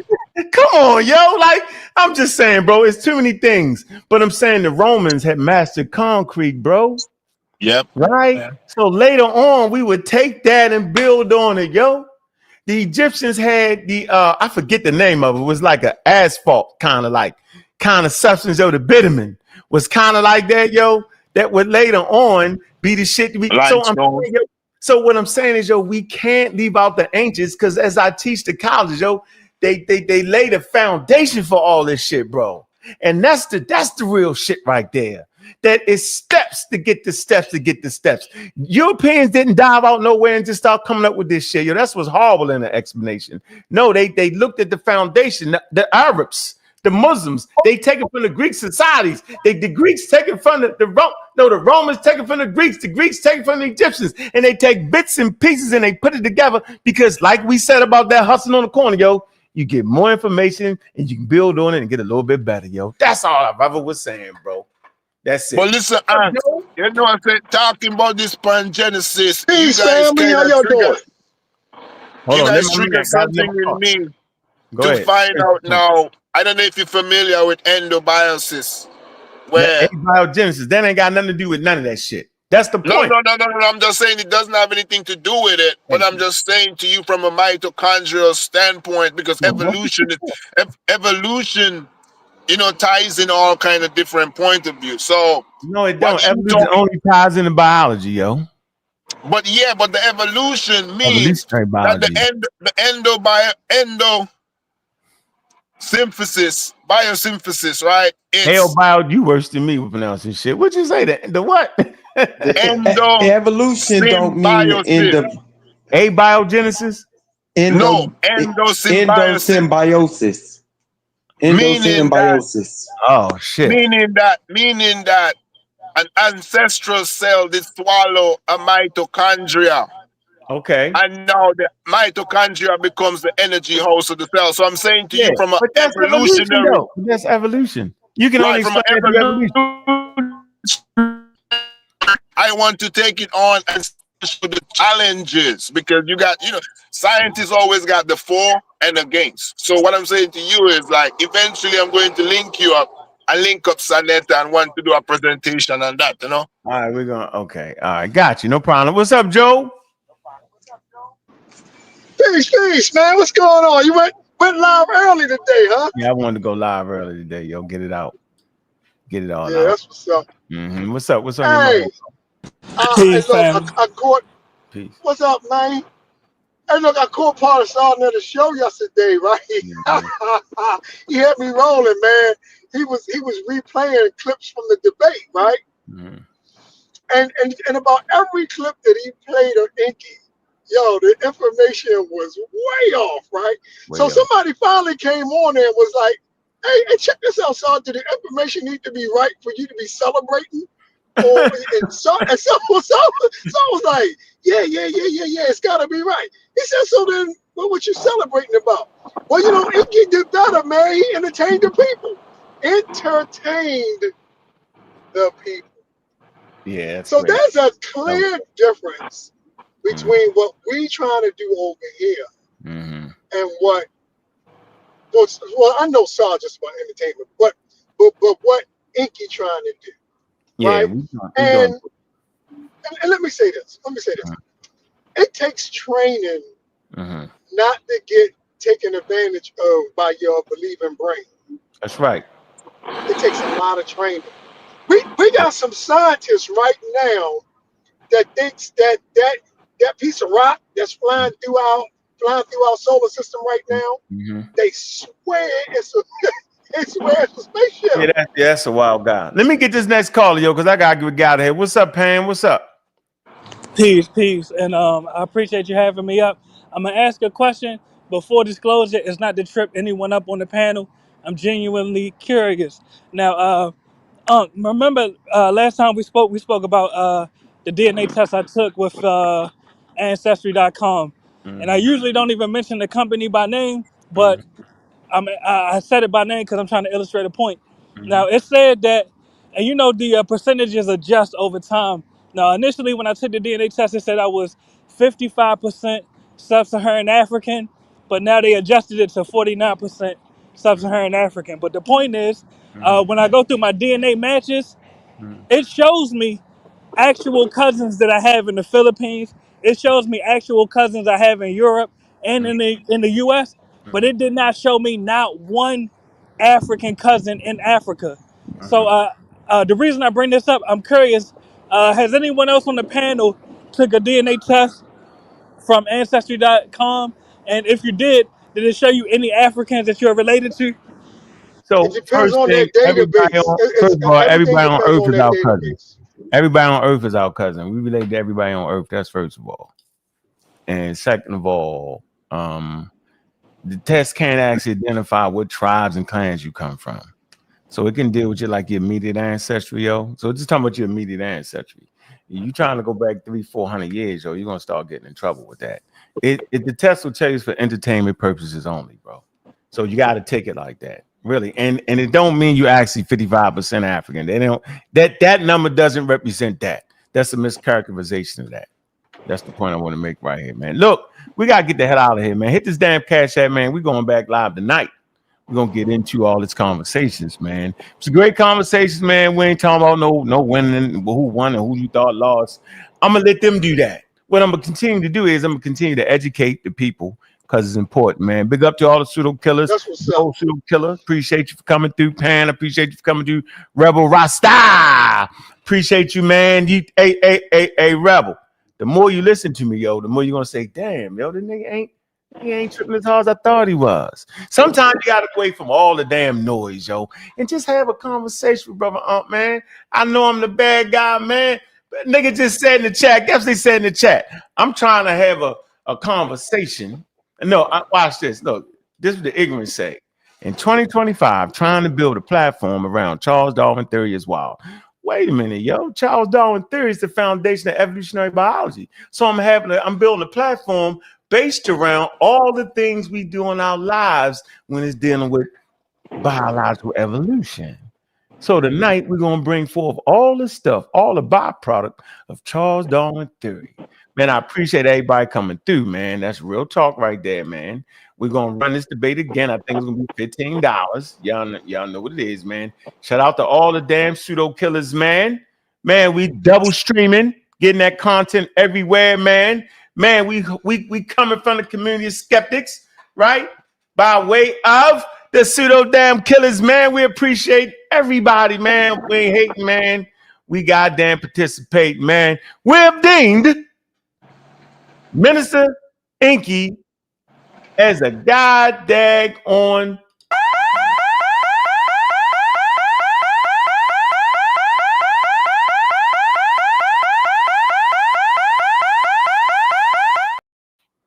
as a damn pseudo. And y'all know what we say around here, man. We say, man, pseudo always dies at his daggone source, man. Man, y'all know what it is, man. Appreciate you, man. Black African Power. Black African Power. What's good? What's happening? A well-organized lie. A well-organized lie. Defeats a disorganized truth. Hey. A pseudo gon' die, they saw a pseudo killer, I'm a pseudo killer, intellectual sunsling, hey. I'm a pseudo killer, intellectual sunsling, hey. I'm a pseudo killer, intellectual sunsling, hey. Pseudo gon' die, they saw a pseudo killer, I'm a pseudo killer, intellectual sunsling, hey. I'm a pseudo killer, intellectual sunsling, hey. I'm a pseudo killer, intellectual sunsling. Who do you believe in? People bringing misinformation when that information ain't disinformation, that's disinformation. Gotta know the difference in information, get information with the pseudo killer army hunting pseudo. Cause you gotta train your mind to fight against them pseudo judo. People with the scholarship salute, we give them kudos. But the people with that look of shit, we look and see straight through those like telescope. If you ain't speaking fast, we gotta tell them folks and let them know the truth. You bringing malinformation to blast, then you the Ku Klux. Like say, don't talk me to death, bro, what a proof of? Good juju chillin', why you wanna go way back? Shalom boy got the tank in I'm in Sosa world plotting on the kick though with Kent. Come in Tiffany gave me the pseudo names on the list and said went and got the low. Anthony got him in the scope, Gullah and goes, he made sure DNA ain't a problem. John the X, big up to you. I'm a pseudo killer, intellectual sunsling, hey. I'm a pseudo killer, intellectual sunsling, hey. I'm a pseudo killer, Sunchild. Big up to Miss Steph, pseudo killer fish. Big up to Joe, pseudo killer fish. Big up. Hey. We're not attacking individuals. We're attacking the information. We're attacking information. Pseudo killer. This is a long time coming right here. Yeah. Hey. Let them know that we right there, running neck and neck with all right there, yo. Oh, man. Hey.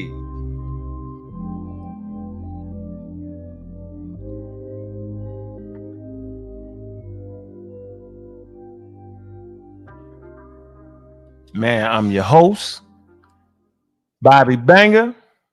And with that,